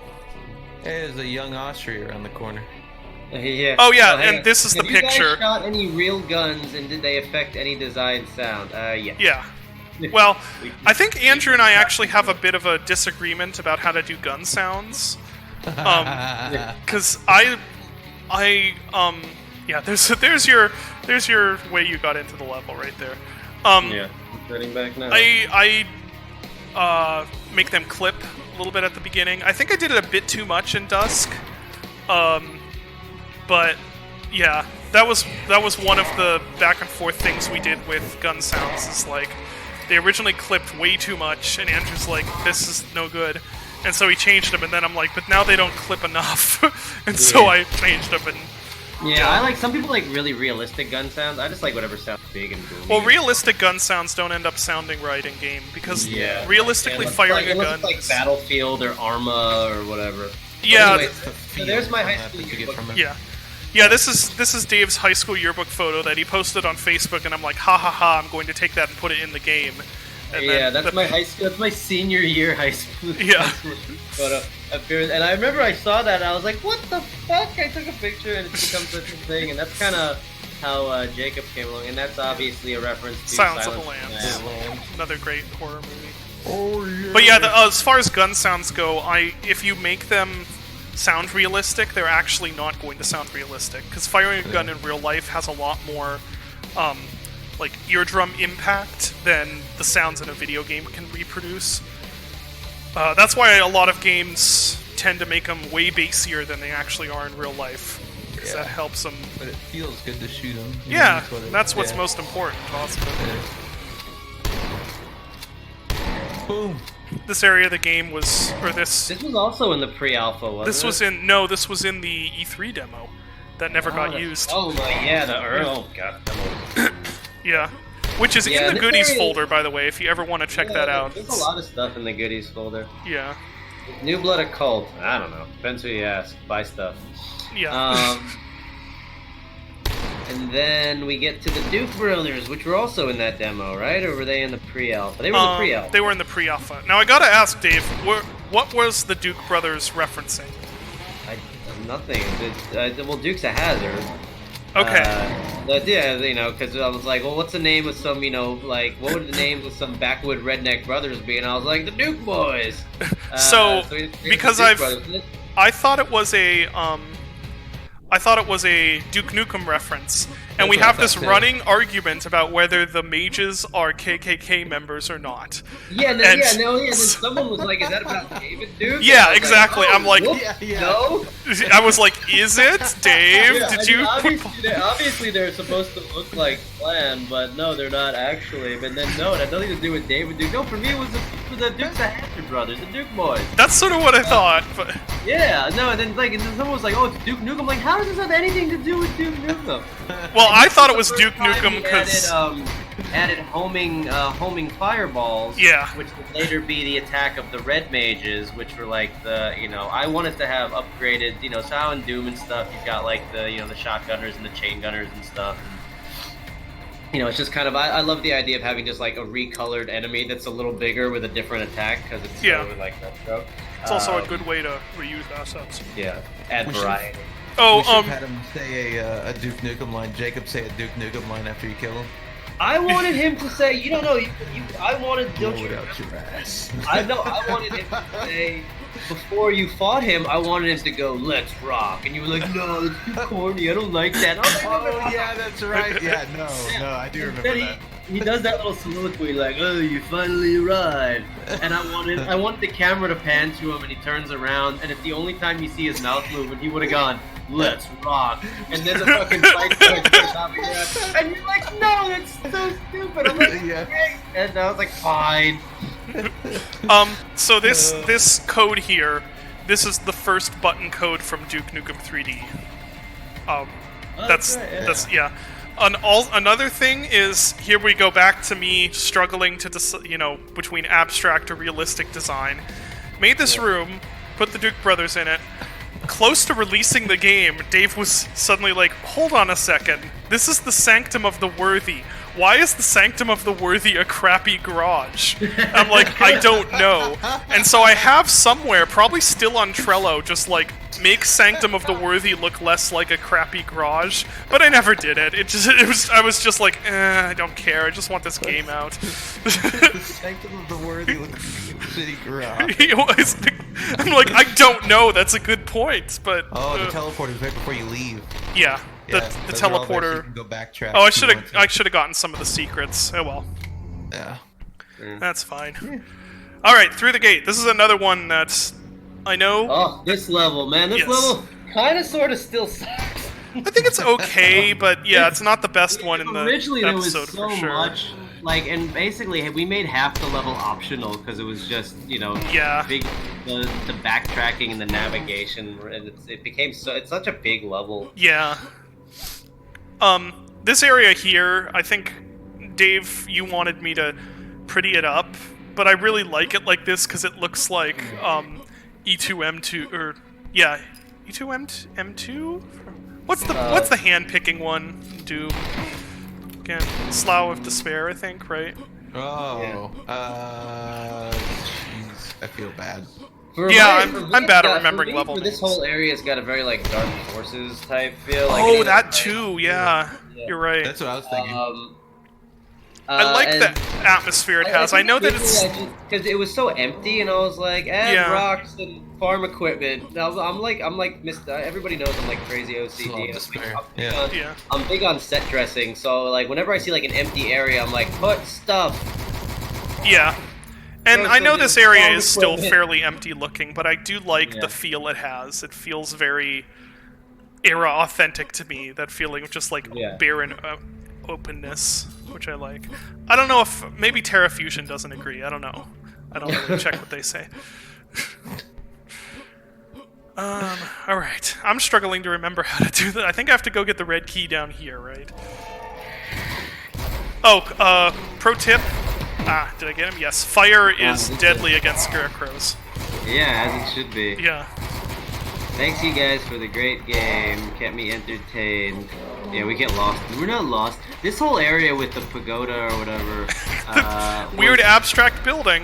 Like, they're Yeah, just and then it making was like shapes. originally the key was supposed to be here. Then there was a whole thing, and like it was backtracking. And eventually we just made this like an optional combat encounter with the sword hidden.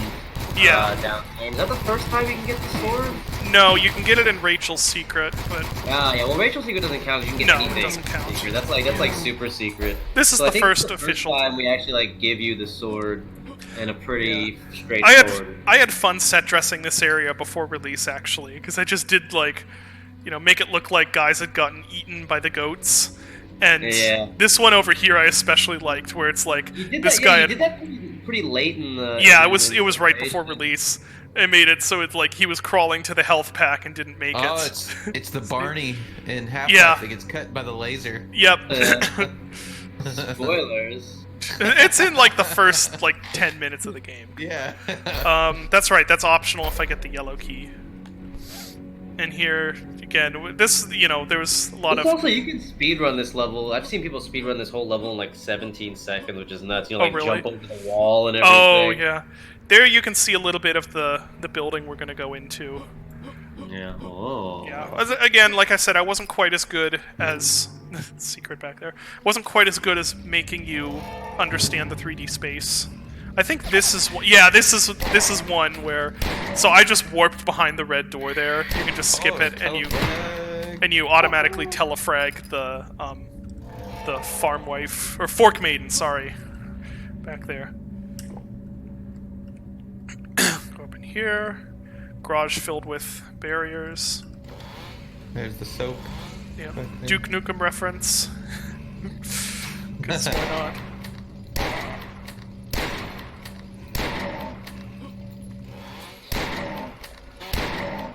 Just use up all my rifle ammo. I can take it in episode 1 is a very easy difficulty. I believe, yeah, I do need to flick that for that. I don't know, this level changed so many times. In this area, I did try to make a little more realistic as, like, sort of an industrial place. I love industrial places, as anyone who knows me knows. Part of the reason that I love Stalker so much. Excuse me. Yeah, I guess let's just keep going. I still wanted you to redo those switch textures. You'll do it. I did redo them, didn't I? Didn't redo them enough. I like them though. They're nice. Then they're okay. I don't know. I'll redo them and have them be like triple the resolution of everything else in the game. Yeah. 4K Yeah. Switch textures. Oh my god. And so here we have, this is another thing where it's like I'm just trying to be a little stalkery, you know, having the industrial waste surrounded by, you know, anomalies. I already said on the Discord, but Dusk was the first PC shooter that my girlfriend did from front to back. You guys rock. That's right. If you play Dusk, you will become the ultimate Chad and get the ladies.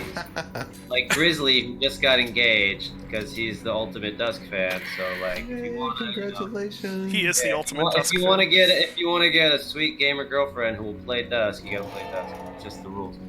As an actual question, I think soldiers. people let down were in different difficulties.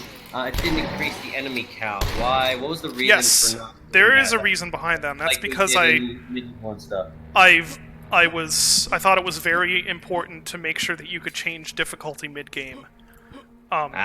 Because that drives me nuts when I start a game and it's like, this difficulty is intended for X players, and then you play it and it's like, nope, this is not the right difficulty. I guess I'm just screwed. Yeah, But that was at the expense of any mid-level changes like items or enemy placements, unfortunately. Now, with Gloomwood, we are not going to allow that, because with Gloomwood we have to be able to vary resources and stuff like that based on difficulty. I think this is cool because you know how I was like, because we were gonna do that once again. I was like, Dead Soldier, but then we were like, actually no, we should do Dead Welder when we came back and did a story pass on this, because this was actually the first time you see a welder, because you don't see them until E2M1. So I was like, oh, if we put a welder here, it'll be a good bit of foreshadowing with the new enemy that you don't even see yet. And obviously, it makes sense for a welder to be here because, you know, giant wall. Yeah. I have a story behind this guy, too. When I first put him in, I just placed a welder corpse. And then QA, or maybe I noticed, or QA noticed, they're like, where's the corpse? And I'm like, what? Put a corpse in there. Where'd he go? And then I was like, wait a second. I forgot that welder corpses explode. So what was happening was, as soon as the player started the level, the corpse just exploded. Yeah. Here's our giant door. That door. Yeah. Yeah. Whenever you open it up, it used to just. Yeah. The sound effect that was in there. Yeah, it was a crappy one. That was one that I made, and then it was not great. It was also like. I kind of liked it, like how it was, but I was like, no, you need something else. Yeah. It was the door sound that's like the standard door sound that you hear in Dusk, except but pitched down. Yeah. This is where we introduce the I like this light here, by the way. The grenade launcher for the first time. And normally, I think you've gotten it before, but normally you get a prompt that shows you how to right-click. Yeah. And people for the life of them cannot remember that you can detonate grenades early. Yeah. And I was like, let's put the 3 guys down there so you can bounce it down the hallway and get them. And then here I was like, gate control, let's, I was like, you don't hear the gate, make sure you add a loud noise. Yep, it's a really good sound. It has sirens. I love sirens. Yeah. It's a good sound effect. And now we get to Pandemonium. Mind sharing the Trello to public? Absolutely not. No. Let me see. I wasn't a Chad until I got my New Blood Interactive hat. On sale in the New Blood store now. How's that for marketing? Very good. My girlfriend got me Dusk. Wow, she's a Chad. Is Andrew Hulsha a Chad or a virgin? Well, he has a pit bull and a girlfriend, so he's like maximum Chad. But we have no confirmation of not being a virgin. That's true. David is definitely not a virgin because David has a baby and another baby on the way. No, yeah. Unless, my wife could be unfaithful. You never know. When we added auto aim amounts, do you remember? And the auto aim would make it would just make you shoot like right here. Yeah. Yeah. And this area should be we worked fixed on a lot. Yeah. Because I really wanted this area to be some great environmental storytelling, and we used it in the trailer. And originally it was just like a bunch of guys, and I'm like, they have to be infighting. Now, story-wise, it doesn't necessarily make sense, but it's fine. It's whatever. Yeah, and I remember I was like, because the sign was originally like farther. The sign was behind the fence, I think, originally. And Yes. I was like, bring the sign up. I want people to be like, this lowers. There's a ton of infighting. The music kicks in. We give you a bunch of grenades, and like, okay, you're like, oh shit, this is the town of Dusk. And you see the soldiers fighting with the cult. Yeah. And you can see Dusk in the distance there. Is that like, oh, like the military came here, they walled off the town, everything's gone to shit, and you're just like busting in the middle of it. And it's we worked on it a lot, but I think it's really, turned out really pretty well. good. It's the best part of this level, I think. This is still a bit jank out there, but that's okay. Just don't worry about it. By the way, doing this sort of thing where it's like outside of level areas the player can't get to, and detailing that is weirdly difficult. Like getting it so that it looks okay. All right. So. Like, ow, phone. Phone is in my way. Hold on, let me clear off my mouse. I've got a whole bunch of stuff on my mouse pad. This place is doomed. Yes, this place is doomed. Haha, memes. Haha, memes. Alright. Now we get on to Ghost Town. By the way, interesting tidbit I forgot to mention. Cuddy Mine was another one that was not done in order. That was done after most of the other levels. Or at least roughed out. I just want to throw this out there. Yes. This level, like the music in this level, was what I took for the rest of development to figure out exactly how the direction was going to go and the tone for the rest of the game. In that you used this as a reference, or it took you that? Like once I was able to fully build like a track that I was like, that is exactly what I'm looking for, which was the ambient and the action track for this level. Oh, okay. Then I was like, yeah, this is where we're going. It was this one. Oh, I that's really cool. wanted us to use it for the trailer, if you remember. I was like, no, we gotta use this. And they was like, no, more double bass because Mike Portnoy. And I was like, all right. This is a little sneak part. I did experiment actually with having something resembling a stealth system in Dusk. Not something where it'd be like, well, you can play this game stealthy, but something where it was like, if you are a very skilled player and know that level, you could technically stealth through areas. That didn't pan out because it was starting to mess with actual casual play, adjusting enemy reaction times and stuff like that. So Casuals? yeah. So the remnants of that are about just this level is the fact that you can stealth it. yeah, you can for a stealth lot that of it. beginning section. Yeah, that's fun. And that's it's just a fun little thing. This My main is tricks for this level were like I wanted lots of secrets. Yeah. I wanted you to be able to really explore this there are town. 10 of them. Yeah, originally there weren't that many, but No. I was like, add tons of secrets, and eventually we did. It's cool. Now it really feels like a ghost town. Even when you Yeah. kill everything, you can just run around and explore, and it reminds me of, a lot of the old games like that. Like, for some reason, Tech War is coming to mind. Never referenced Tech War. No. Yeah, I like this level. This is, I think, one of the better ones. It's got a bit of Kingpin too. Yeah. Well, that urban Big- decay vibe, of course. Yeah. Which we'll see much more of getting or we'll see a much more realized version of that in episode 3. Oh, I thought you were gonna say much more of Kingpin. I'm like, Jesus, don't leak that. No, I wasn't gonna say that, Dave. Okay, good. Thanks, Glad Dave. nobody No. Why do Hey, I it has care? nothing to do with us. But yeah, we don't care. Yeah, this level is like Urban Decay attempt number 1 because another one. Anyone who knows me, I love Condemned: Criminal Origins. Yeah, I David love really that likes game. them. So all And- the rest of the New Blood guys do too. Yeah, They it's really sort of our- like, Jace, if you're watching, let us make a new Condemned. Yeah, let us do. We could make a very good Condemned level, or a good Why Condemned is the game. ceiling But, so low? Yeah, why is the goddamn skybox so low? I'm trying to remember. I think it had to do with over here. I think it had to do with if you got up too high, you could see into the rest of the level, and it was like a little too janky. Like, I know Dusk is janky, but in that case it was like, I thought it was a bit too much. I think that was the reason. Oh, I just got the go away achievement. Huh, that's weird. Yeah, this one was the people were always hopping out of the map and stuff. Yeah. We had that bug for a while in this map. Yeah. Well, you still can. You just go through here. I'm not going to do that, though, because I'm going to play Don't the... do it. Whoops. I accidentally did it. Hold What on. are your favorite shooting games of all time? Uh, Yeah, Condemned was an American dev. It was Monolith. Yeah. Yeah, this was my attempt number 1 at, like, a Urban Decay Condemned vibe. Anyway, go ahead, Dave. Oh, somebody Favorite asked what are our shooters. favorite shooting games of all time. I don't know. Do we have any favorites?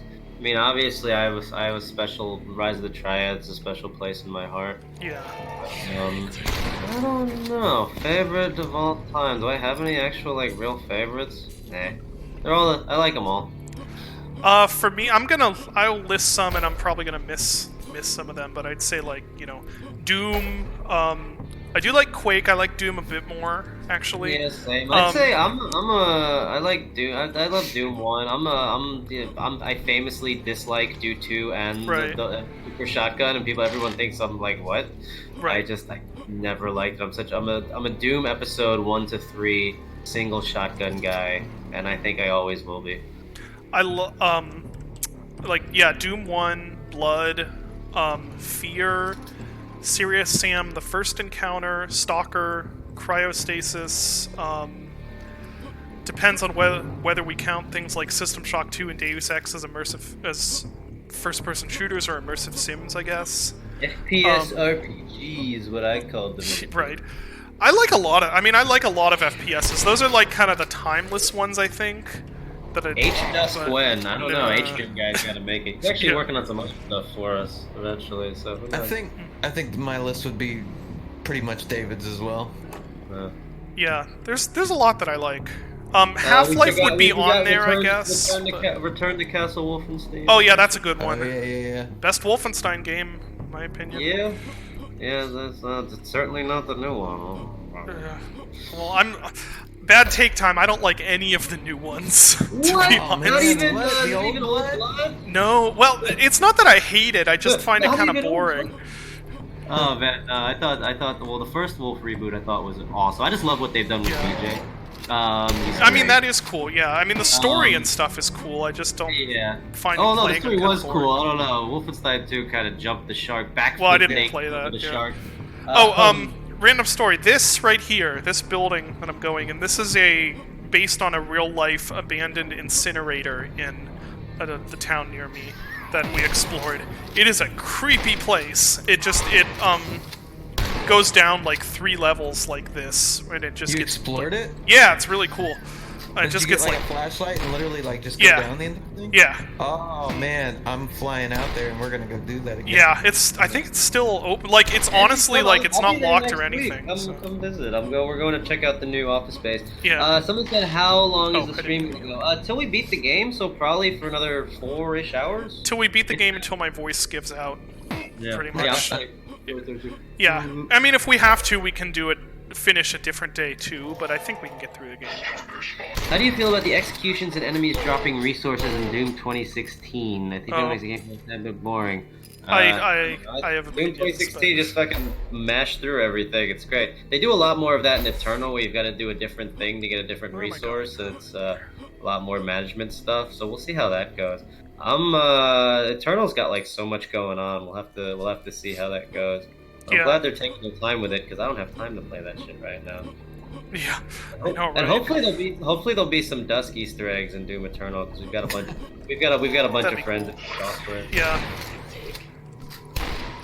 Here's another room where it's just like, try to make cool looking shapes, hope it goes well. Whoa, that guy is going fast. You see Yeah, that? yeah. Hey, how's it going? I really want to die. Here's some, I like this purple color down in Yeah, here, even that's though it's neat. kind of random, it's Yeah. just, it looks cool. Yeah, whatever. I mean, that's the thing when you kind of can do whatever you want with the lo-fi aesthetic, right? Yeah. If we went like higher poly or just more, cohesion on some of this stuff, it wouldn't have made sense. So I like that we can just do silly shit. Yeah. Somebody's, whatchamacallit, if the stream will be archived and the VOD will be up, so like if you have to go to sleep, like go to sleep. You can watch it later. Yeah. It'll be fine. We're not making any crazy announcements or anything like that. The SDK is coming really soon. Dusk 2 is coming in like 5-10 years. So you think you got to stay up. Yeah. Someone asked, are we ever going to do a serious Sam like? I don't know. I don't think that I have the skill set for doing that because my interest in games is. People will be able to do that in Dusk. Like, well, yeah, that too. Levels that are just like hundreds of enemies and like big open maps. Yeah. You know, that's the best part about trying to make Dusk as open and moddable as possible. Like, we're just gonna let you guys do whatever the fuck. Yeah. And also, like, if you'll notice, my real passion and focus in things is a lot more like the world and level design. The enemy designs in Dusk, I think, can be a little weak as far as their behavior goes. And the thing with something like Serious Sam is that Serious Sam is entirely carried by how good its interplay between enemy behaviors and your abilities are. I'm not sure I'm really cut out to do that, and honestly, I'm not sure that's something that I even really want to do in favor of other things. Like, I love Serious Sam. I think the first encounter is one of the best first-person shooters ever made. But, yeah, I don't know that it's something that I'd really want to develop or be good at developing, personally. Now, if that were a New Blood project that I assisted on, that would probably be a different thing, but it's not something that I'd probably head up as the next David Szymanski game or whatever. No, look, Mandalore's in here. Hi, Mandalore. Oh, hey. I was just watching your videos yesterday.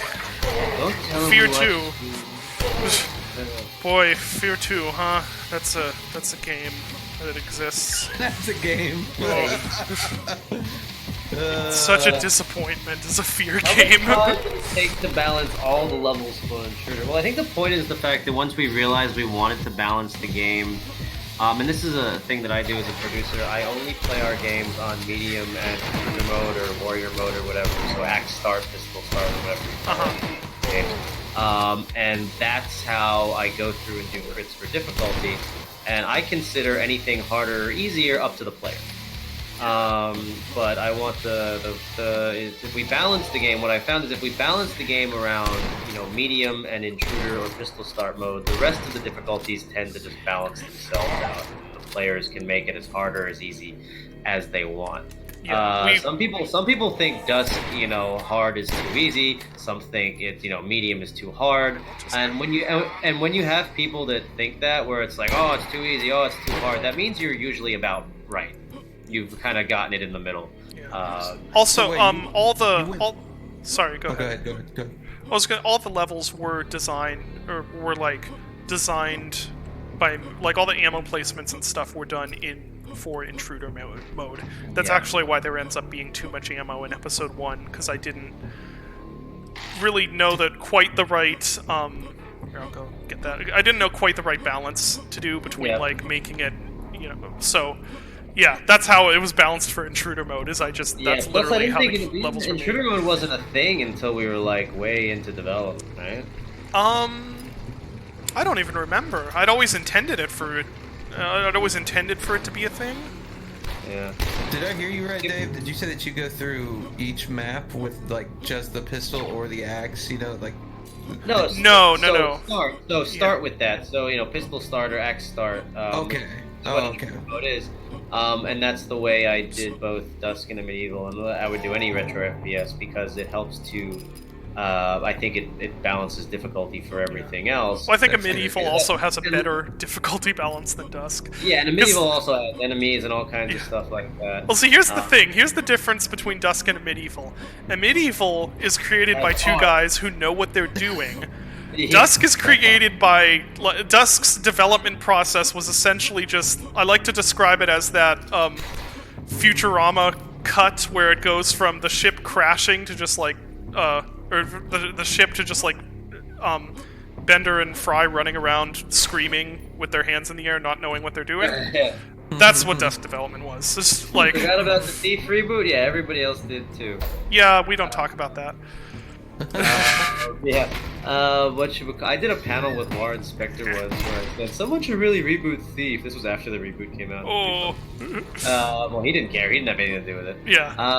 There was another question. What's your favorite Bioshock game? System Shock 2. My favorite Bioshock game is or Prey 2017. I don't like I still Bioshock. gotta play New Prey. I think It's a mess. Me and like a lot of people were turned off by the fact that it had nothing to do with Prey, even though it looks Right. really cool. It's like just name it something else. Prey 2017 is a complete mess, but it is incredibly impressive. Yeah, it looks really cool. Like- Will the SDK allow custom maps and multiplayer? Yes. eventually. That's Yes, I'll make my own FPS with blackjack and hookers. Yeah. This, by the way, I think this is the prettiest vista, or the prettiest room in episode 1. Yeah, I had you work on this a bunch, and then originally the switch was the switch always we changed up how the switch was, right? It wasn't always like down that little hallway. I think it was. Maybe it wasn't. I don't remember. I've honestly never gone down there. I tweaked the lighting in here a bunch, so it's like I think all the colors work really well together. Oh yeah, Which- and we added the there's a VO here from Jacob, right? He says something. You said I forget. Welcome Are you to die. prepared for what's to come or something? world Oh, and is this a is front. the second button puzzle in Duke Nukem. One hello! What'd you say? It was funny watching people like interact with those that Uh-huh. didn't play Duke. Like they're young enough to where they haven't put their hands on 3D, and they're Uh-huh. like, what the fuck is this? And I'm like, Yeah, oh you my just keep god. pressing them all. Yeah. Well, that's the idea. Is you're supposed to just do it by trial and error, which yeah. I guess technically that's not the best game design, but it was Oh, from no, they Duke, got and I it, wanted though. to do it. Yeah, like they, but it still translates. That's the thing that I was like, Yeah. oh my gosh, I can't believe that still translates in like modern today gaming. Yeah. That's nuts. Here we have. I'm gonna save just So- in case. Yeah.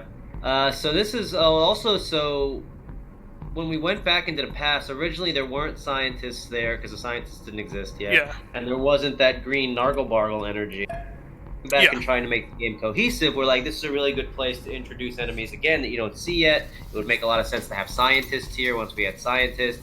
And then I was like, add some of that green Nargle energy to really make it cohesive. And that's, if anyone's Yeah. developing games, one of the things that I highly recommend you do is because when you're done with the game, go back and look at the first things you did and try to bring them in line with the last things you did. Because Yeah, the end I of the agree. game, by the end of the game, you've got your shit figured out, and everything at the end of the game is always better. But you want to put your first foot forward, so always go back and be like, okay, let me try to polish up the start of the game to kind of fall in line. And Yeah. I'd like, Which we we did the did. same in Medieval, trying to just make the whole thing cohesive. Like, all right, now that we know the story and we know what happens, how can we make episodes 1 and 2 flow into 3 really well so it feels like one complete thing, and we're foreshadowing things that happen in episodes 2 and 3 and episodes 1 and 2. And it worked well. And then I remember the first time, so Firehorse, you see him in the first trailer, he just Yeah. kind of does that, remember? That like scream, The people are roar like, what thing, the fuck yeah. is that? And this is, oh man, I remember the first time I saw this. You can go Yeah. and do it. It's the experiment! Ah! Originally, in development, it was named Friendship. But then I was like, nah, we're not doing that. Friendship Firehorse. Yeah. And originally the name of this song was Nulf, No One Lives Forever. Oh, yeah! And I was like, I don't know. Lawsuit Simulator 2018. But now what's it called? The The Partridge Destruction. Yeah. I don't know any of the Dusk's OST names, honestly. I've just... We call this game lots of double bass drums. Yeah. And then this, And I so love here, the- yeah, so there's, the this first is... time everyone experiences this is the best. I Yeah. remember the first time I started It's hilarious. cracking up. This funny. is an example of what I mean by context. This right here is the intent is this is set up by both button puzzles that come before in the game, because you have that first button puzzle back in Dead of the Night, where if you're like guessing on it, and it can be a little tedious, and then you have this one that ramps it up. There are 4 buttons now, and you're like guessing on it. If you don't know that it's Duke Nukem, you're just guessing. It's like, okay, finally got that. And then you come in here, you fought the boss, you think you're done, and you see 6. So the player reaction is like, oh, for like, now I have to do with 6 of these. Okay, fine. Let's start. Boom, second boss. So it's like, and and the best part was, and the best part is that you start the music up again, and it's Yeah. like in the song. It's just, I love watching streamers and stuff. Play oh, it's it. hilarious. Yeah. The first time you get it, you're like, what the fuck? It's just, it was so. I remember like hysterically laughing and messaging these. Yeah. And these jibs Don't are ever like 2 of these are the Oh, size yeah. of the boss or something. It's just ridiculous. yeah. That makes no sense. Yeah. Was third experiment always in there? Or Failed the attic? experiment? No, I think that. Yeah. I think it was a secret, wasn't it? Yeah, Or, those or still- like an added thing. I don't So remember. people still don't find this, which is great. Like, what the hell? And of course he Oh, uses I've the never same seen that. jibs. You've never seen Baby Horn? Yeah, the failed experiment. Oh, and there's some hay in there for them to eat. You see? Of course there is. It's just dumb. I love that I could do dumb stuff like this in Dusk after making 4, you know, like super serious horror games. Just being able to be silly was. Oh, you got completion. It's not bad. Very good. Yeah. And that's episode 1 of Yeah. Dusk. And we I'm did gonna- that in about an hour, 2.5 hours. Well, Yeah. I'm going to be right back. I'm gonna get some more water and yeah, same. We'll take a short commercial break. short break. And then we'll continue with chapter 2. So Yep. let's take 5 to 10. Yep. Yes. Just let the menu screen roll for a bit. We'll be back, and then we'll do some more social media. Let you guys know when we're coming back. David, you want to show? I'll just mute the chat. Should we just leave the call or get on? Let's mute the call. Okay, now that those guys are gone, I'm...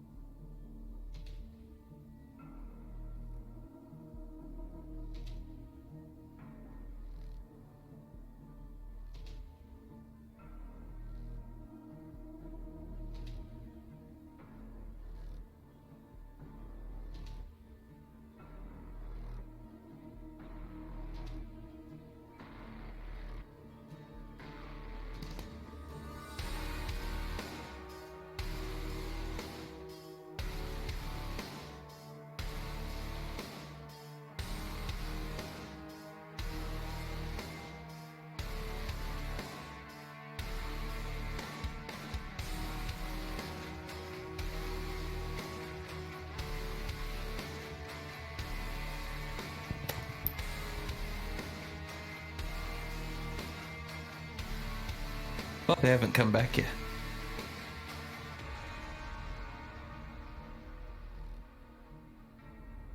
Maybe I'll just play you guys some music.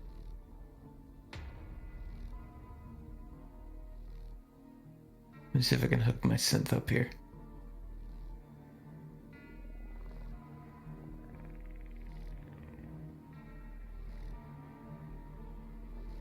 I'm not playing Wonderwall.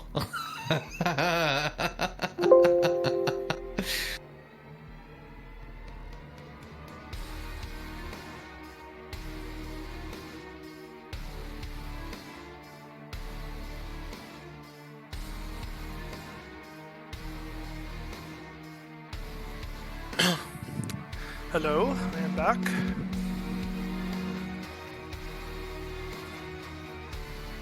So, yeah, what should I play on here instead of Dusk? Play Medieval instead of Dusk?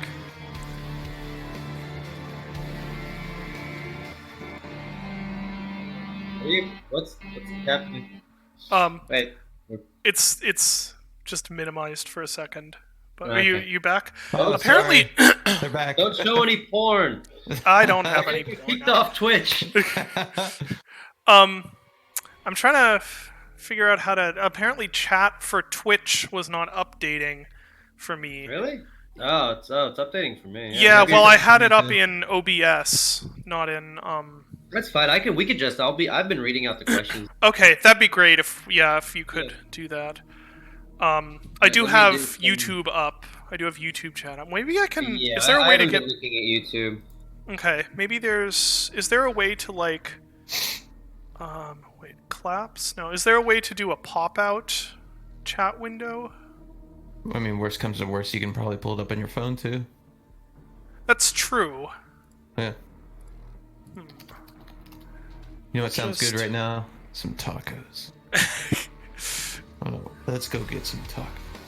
Tacos do sound good. I'm gonna order Here, some. I'll just I'll just put it like I don't know. I'll put it right there. There. Okay. Let's get back to the game. Yee. So. All right, let me do some. Let me media some socials first. Okay. Cool. How many people do we have watching? 245 on the. Yeah, 245, and then how many on YouTube and stuff? I'm not sure how many on YouTube. Oh, Sexbad is in chat. Sexbad did the first ever Let's Play of one of my games and hated it. That was the first ever Let's Play I'd gotten, though, of a game, so I appreciate that. Because I just messaged him out of the blue and was just like, dude, play my game, please. And he did. And he didn't like it, which was fair, but I appreciate that he was like, oh, this random guy who messaged me, sure, I'll play his game. What was I doing? Yeah. Okay. New episode. Facilitums. People still can't figure out how to start new episodes. Oh, really? By the way. Oh, yeah, of course. Still like, how do I start? I go to the world map and there. It's like there's a button that says new episode. Kill me. Yeah. Play Hoonie Pop. I don't even own Hoonie Pop. Yeah, okay. I do own, what is that? What is that game? Hentai Sniper? No, I don't own that either. It's some like, Oh my lord. is it Criminal Girls, maybe, that I own? Jab gifted it to me. Of course. Yeah.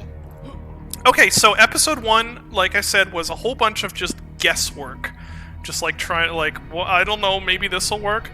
Episode 2, we had episode 1 out to people, so we could adapt a little bit based on episode 1 feedback. I'd also gotten quite a bit more now experience in mapping things, so I was a little more confident in how I wanted to make the maps and what they should look like and stuff.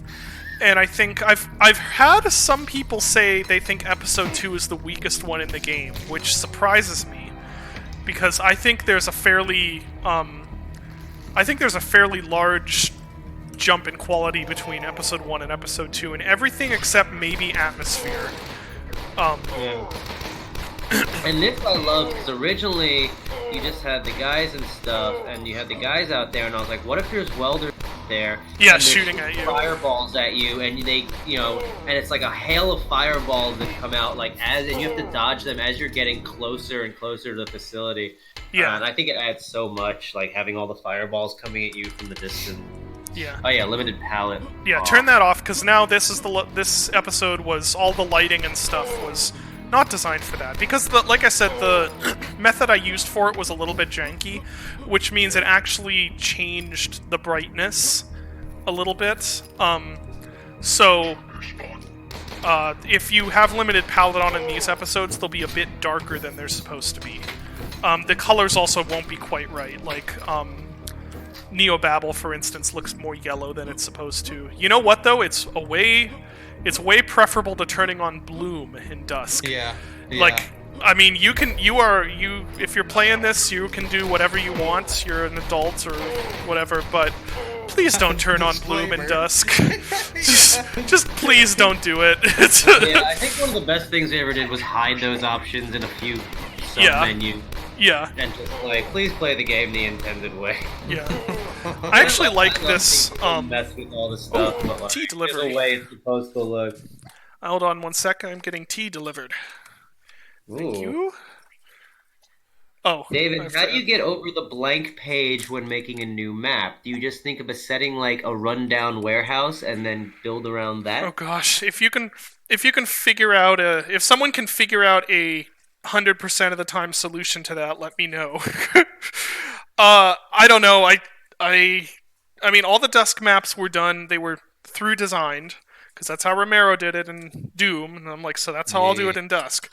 It also fits with how I make stuff. I'm fairly iterative about game development, but yeah, that I don't think starting the map or starting the whatever is ever going to be not one of the hardest parts of making a map. It's like the first 4 bars of a song, Yeah, Yeah. I mean, one of the advantages I find in being sort of a, I guess, jack of all trades, master of none in things is that you start to see a lot of similarities between different things. Like, you see similarities between like writing music and designing levels and writing stories and stuff like that.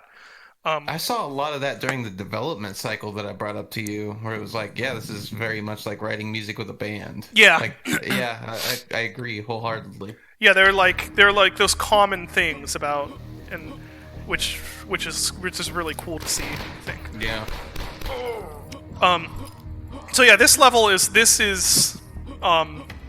is now Stalker, basically. That right there, that's based on a granary in... Shoot, where is that? And also, we know we spelled granary wrong, but we don't... No, it's a legitimate spelling. I looked it up. Granary doesn't look right. So granary. This is a huge granary, and I can't even remember where it What is. else are we streaming to? Just it's YouTube and Twitch and anything else, or is that it? Oh, well, we tried to stream to Steam, but I don't think it's working. Let me check. Mark, huh? So it's just those two? Those are the main ones. Let me check Steam to see. I don't think it's working. Let's see. Yeah, it's just doing that. Oh, wait. Maybe? Hit go live? Go live? What? Oh, no, that means... Okay, never mind. I don't know. It's being funky. It says broadcasting, but nothing's happening. Yeah, I don't know. I tried my best to get it figured out. That's okay, no, though. I see you on the Steam page. Oh, can you see it streaming? I see you streaming. I see you messing with the Steam page on the Steam page. Oh, It's like okay. Inception. Oh, you see me back in game now? Yeah, you're playing. On the Steam Okay, page. good. It's working now. Awesome. Perfect. Yeah. Sweet. This beginning part, this is one that all three of us kind of contributed to. Andrew, although he's quote just the sound guy, he actually contributed to design in some areas also. Thank you. This is one area that we all sort of did stuff in. I know one thing Andrew had suggested that I never got around to doing, and I probably should have, was putting like light posts here to kind of break up the monotony. But I think you suggested things like the warning sign and stuff like that. Yeah, Dave, and like the whole sorry. thing with the dust winds that you get there. Yeah. That, like show up every like 20 seconds. That was the coolest thing with this level. It's so small, but I love it. 'Cause it's yeah, I if you're just hanging almost. out there. It looks alive. Yeah, I almost see that was there was the difference between how Dave and I saw this level going, because for Dave this was like you're starting the episode. This is like, you know, shit's just got real. This is a gauntlet you're going through, fighting your way over to the granary. For me, when I was making this, I really wanted this to be more of an atmospheric set piece, to really it be more like you're basking in sort of the openness and emptiness of everything, and so you have that wind effect. Here, let's see if we can see it. Yeah, there it goes. See, it just like blows dust by. Yeah. And I there's almost actually, like, didn't sounds want with music. and everything. You know, I just wanted it to be kind of empty. But in the end, but in the end, it's sort of a mid-ground between those. It still has those little atmospheric bits and stuff. The music is, you know, driving, but it's not. I was vehement about not wanting it to be as driving as when you get in there, because again, context. So yeah, we all kind of contributed to what that ended up being. And this is when we introduced the welder for the first time. Yeah.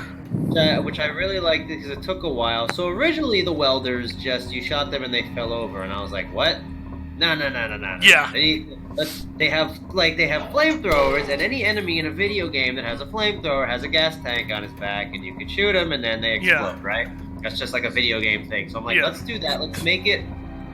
I'm like, can you make it so when they die, they go backwards and explode after a second, then they kind of become human grenades, and in the dance of death of the combat, you can kind of prioritize them and use them to blow up other enemies when they die, and it's a lot of fun when that Which happens. is a brilliant suggestion. It's so much fun now. And I wanted to make sure we introduced them on your own, and one runs at you by himself, so you learn what they do, and there's like, boom, you're like, okay, that guy, he's got a flamethrower, you shoot him, he explodes, there'll be a lot of fun. Yeah. Yeah, that was a great. It's.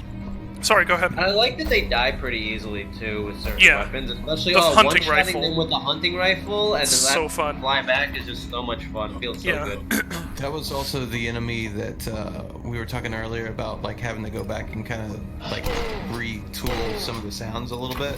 Yeah. If you had like, I think it was like 3 or 4 welders in an area, which is very prevalent. I think it's the next level, or maybe it's. It's prevalent this throughout one's the a lot. episode for sure. Actually, this one does too. But like the second that Playing you on start like intruder mode, mode? On what? Intruder mode? No, No. I could. I suppose. I didn't think people would want to see me dying or having to not talk because I'm concentrating or anything like that. Oh wow, you can't hit the rats. What a surprise! On stairs, they're easy enemies. Come on. Anyway, you were saying, Andrew? The second that you had like 3 or 4 of them in a spot, like kind of like this, and let's say that one of them blew up next to each other. That infighting. Awesome. The second that like a couple of them blew up next to each other, there was like a 80 to 100 hertz like clip that would happen where I don't know what it was doing to Unity's audio engine, but it was just like all the sounds would stop for a second, like just for a split hair. And it was real weird. So we went in and retooled. It was something to do with their death sound, was it? I can't remember. It was the explosion. It was the explosion sound itself. Okay. Yeah. Like where if you had a bunch of it all at once, then it was just like. Yeah, like I chaos for a second. did learn on this project to be much more choosy and deliberate about where I allowed for like sounds to be grungy and where I before it just kind of happened as a result of how I make sounds. Working on this helped teach me a little bit more about how to pick and choose rather than it just being the default, which is I think is good. Yeah. This, by the way, I think. Oh, sorry. Go ahead. No, you go ahead. I was just gonna say I think this combat arena is really fun. Oh, it's great. It's one of my favorites. We use it in the Yeah. trailers a bunch. And it's just, and especially, and we'll get to talking about the godforsaken climbing Oh tower. lord, yeah. Which took us like months to figure out. Still I was doesn't like, work "Make it like perfectly." Titanfall. You're like, I never played Titanfall. I'm like, that's not my problem. Did you just take the shotguns from Terminator or something else? I mean, yeah, it was inspired by Terminator 2. It was directly from Terminator. That was Andrew's suggestion. Andrew's suggestion, because Yeah. Andrew loved that scene. I mean, I actually had the Andrew- pump action he did all the shotgun sound in. for that scene on his YouTube channel. Yeah. Yeah, I took that entire chase scene and redid all the audio and the music for it Yeah. just for shits and giggles. I had the pump action shotgun in, and this was early in development before I realized how many things I would be redoing. And Andrew was like, "What if it's one of those flip shotguns like from Terminator?" And I'm like, "Oh, I don't want to redo the shotgun. I've already done it." But then I thought about it. I'm like, "But it's too cool not to do. I have to do it." And then I think Dave was the one who was like, "Well, then obviously you have to dual wield them." I'm like, "Okay, let me just go recode the entire weapon inventory system." There was a lot of iteration in Dusk, which I think is a good Why does thing. enemy AI get weird around stairs but not slopes? I think that's just a game dev thing in general. Do they get weird around stairs? I haven't noticed that. No, I don't think because they see stairs as slopes. They get weird. They get weird around certain like view heights, which might be what you're seeing. All right, here's the climbing power up. Hold walk to climb anything. Yeah, This what we thing still eventually does did not was- function 100% well, but anyway, go ahead, Oh. Dave. Yeah, we made it so it's like a catch and release thing, and it works pretty well. Now, originally it was like, so it was like you'd walk and it wouldn't work. And Well, you'd there are try to, still like, some pull bugs like that. fall If off. you It works, you but like turn the around idea too for it to be like, especially in this level, it's just like running and climbing and Spider-Manning around on stuff. And it's fun when you mess around with it, but we never used it in that many places. yeah. I remember originally, I wanted to, like, in episode 3, we were gonna do, like running on pyramids upside down, like, Egyptian. Oh, yeah. Yeah, that just didn't make it in. I think I experimented with it a bit, but then Yeah. And this is fun, because you get a lot of infighting. But so, Yeah. like, the power-up ended up working pretty well, but we never really made enough areas to use it in. well, We it's did make finicky. the, we It's made still the really level- finicky. Yeah, the secret level, which is the speedrunning thing. What do you Oh call it? yeah, the best music in the Parkour game. level. Yeah. Which I think that's the level I've actually played the least. I think it's like my least favorite level. Really? I like that yeah, level a lot. Uses lets you use the climbing power up a lot. The main No, I part love of that it. level. I love the track in that level. Like, we'll get to it though. Anyway, what am I doing? Oh yeah, door. Right, I forgot I put explosive barrels there before launch. Does the cult have a name? No, it's just the cult. No, it's the cult, yeah. Oh, fun thing about... I actually think fighting soldiers with a pistol is pretty fun, too. Maybe I'll be able to show a bit of that. You do that. I'm like, single pistol. Ooh. And this is the first You can kind time of John Wick it, where you switch between targets using flinching, which I think is really fun. This is the first time we actually give you the riveter. Yeah. And then we had the little death from above message, and then we used this in the trailers. Because I was just like, I think I told David, I'm like, just put a ton of guys down there so you can just jump down and just blow them all to hell. Yeah, it's really fun. I have the original... That's one of my favorite From the pages comic? from the comic. I have the original Death on my from wall Above. right now, because I'm like, can Yeah. you send me that? I love that picture. That's really, it's one of the coolest panels in the comic, Yeah. for sure. Alright.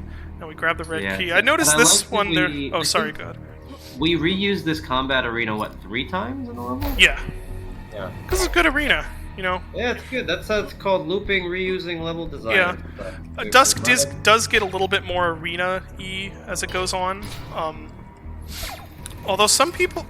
I think the reason some people don't like this episode is because it's a bit enclosed at points. I don't know. Oh, one time someone asked me, was my design process behind the sky just to make the most stalker-ass looking sky possible? Yes, 100%. That was exactly what I was thinking making the sky. I just wanted to make it look like Stalker. What's the deal with all the secret yellow keys in this level? What? All the Someone secret asked- yellow keys? We have Are there a secret bunch of yellow- them? I don't know. Oh, secret blue keys. Oh, hold on. We'll go see that. I think Yeah, it's there's secret... one that lets you like skip the No, there's you'll know what I mean when you see it, Dave. And there was that timed Let me one in get the a try. silo thing. No. There's, I think I know what they're talking about at least. Let me go find it. What's the best way to get? Probably the secret is the best way to get there, right? This is another just David doing stupid things because he thinks they're funny.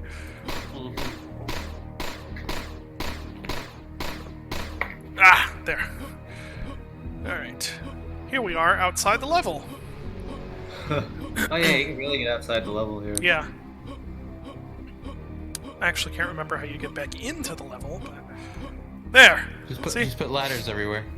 Yeah, bunch of blue keys. Yeah. Why are those there? I just thought it was funny to put a bunch of blue keys there. That's the only reason.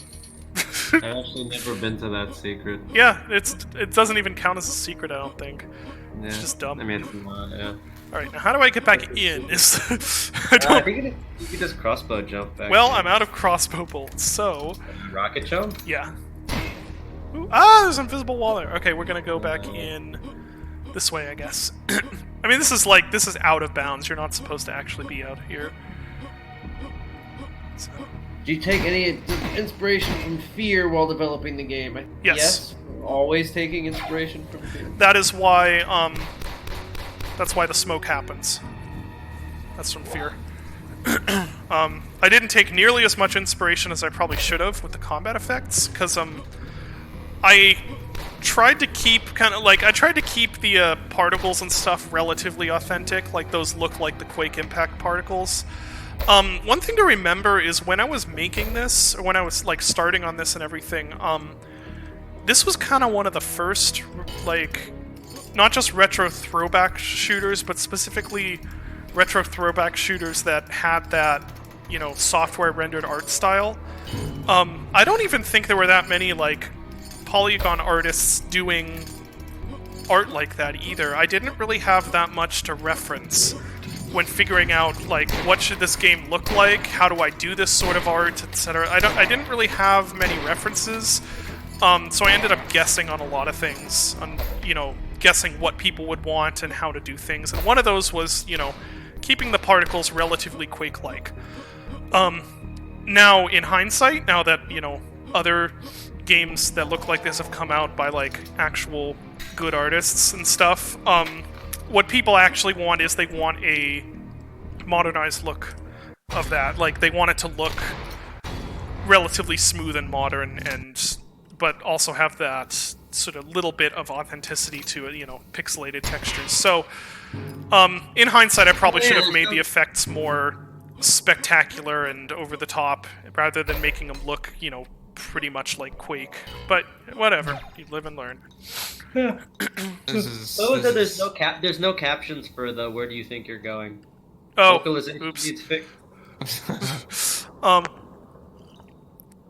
on, getting a drink. Okay, So E2 M2, the E2 introduction M2. of the Wendigos, the shit Yes. your pants level. Yes. Yeah. So when people realize that Dusk is a horror game, they go, "Oh no, I'm scared now." Yes, this one here, this is the context level. Because, okay, last level, lots of music all the time, action-y music. This one starts off with no music. The only other time in the game that there has been no music is the introduction to the boss in episode 1. So immediately coming in, even if the player doesn't notice that there's no music, they're going to feel that something is wrong. The other thing is that there are no enemies for the first part of this level. It's like the Shellbridge Cradle. There we go. Possibly, I haven't played that yet. I know, I gotta play Thief 3 at some point. So there are no enemies, which, for a retro FPS, like, why are there no enemies? Like, what, you know, that feels wrong and uncomfortable. This was inspired, actually, by playing the level The Haunting in Blood. Somehow, when I first played that level back years ago, I'd somehow progressed through it in such a way that there was this really extended period of time where I wasn't running into any enemies. Now, replaying it later, I realized that's weird, that's not how the level's designed. But when I first played it, it was just like, I don't know, for a long time I wasn't finding anyone. And that was that was really like creepy to be playing this game where you know gameplay wise you should be fighting a lot of enemies and you're not finding them. You're like, well, what is it building up to? So now in Dusk, what it's building up to is, as you know, you guys probably know, the Wendigo, who is a spooky invisible enemy. So everything about this first part of the level is just meant to get you in a state where you're like, you don't know what's going on and you're tense. Yeah. So don't go in the ruins. Those are the ruins. Still not encountering any enemies. We hear a creepy noise. Still not. Everything is just. It's supposed to be making you like, I don't know what's happening. Something's gonna happen though. And then it do. Yeah, and then it do. And then you're going down here, and this is all like, I think this is the first time these textures are used. This is all really weird, alien-feeling geometry. You're going past all of these spaces that like, there's all these blind doors where you're like, is there an enemy behind these or not? And then you hear the noise, but don't see anything. You're like, don't trust your eyes? What the heck? You hear the sound coming towards you, and hopefully, right at the moment that the player puts all of that together, that's right when they either shoot the Wendigo or the Wendigo hurts them, and that's the scare that happens. It's not really a jump scare. And because I don't actually like jump scares that much. It's more of what I like to call a realization scare, where the scare occurs the moment you realize what's happening. The game's not determining when it occurs. It's your own sort of mental process that's making it happen. Your own mental illness. Yeah. The way that you place the music in there too, that it starts directly after you kill them. Yeah. That I think is one of the most brilliant things you've done with this game. Oh, thank you. Yeah, I love the It music fits so progression well. in this level too. Yeah.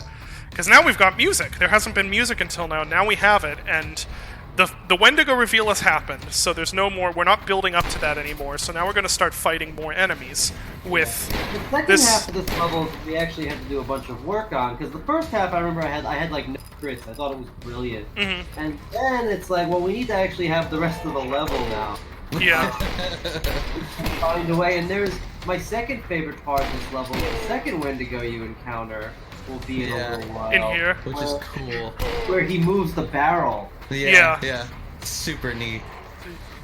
Oop. You're like, ah! Oops. Oh, interesting. He's just gone. Okay, bye. He gone. Yeah. And here you're intended to be able to slide through here if you want to. So. And as you can see, there's a lot more detail going on with... Not in here. In here is deliberately not detailed. It's, this nasty, rusty-looking texture. It's just supposed to be uncomfortable, it's not nice. But going into here, you can see there's a lot more, like... One more time. There's a lot more environmental detail to things. I was kind of getting a little bit better at doing that. Oculus the making of Skinwalker was it was really interesting, and actually the entire it wasn't actually made in tandem with this level. No, that's the we actually- crazy part. Yeah, but it fits so well. Yeah. I think the actual. Go ahead. Sorry. I'm sorry. It sounds like, at least in my head, whenever I was done with it, the transformation of something. And whenever David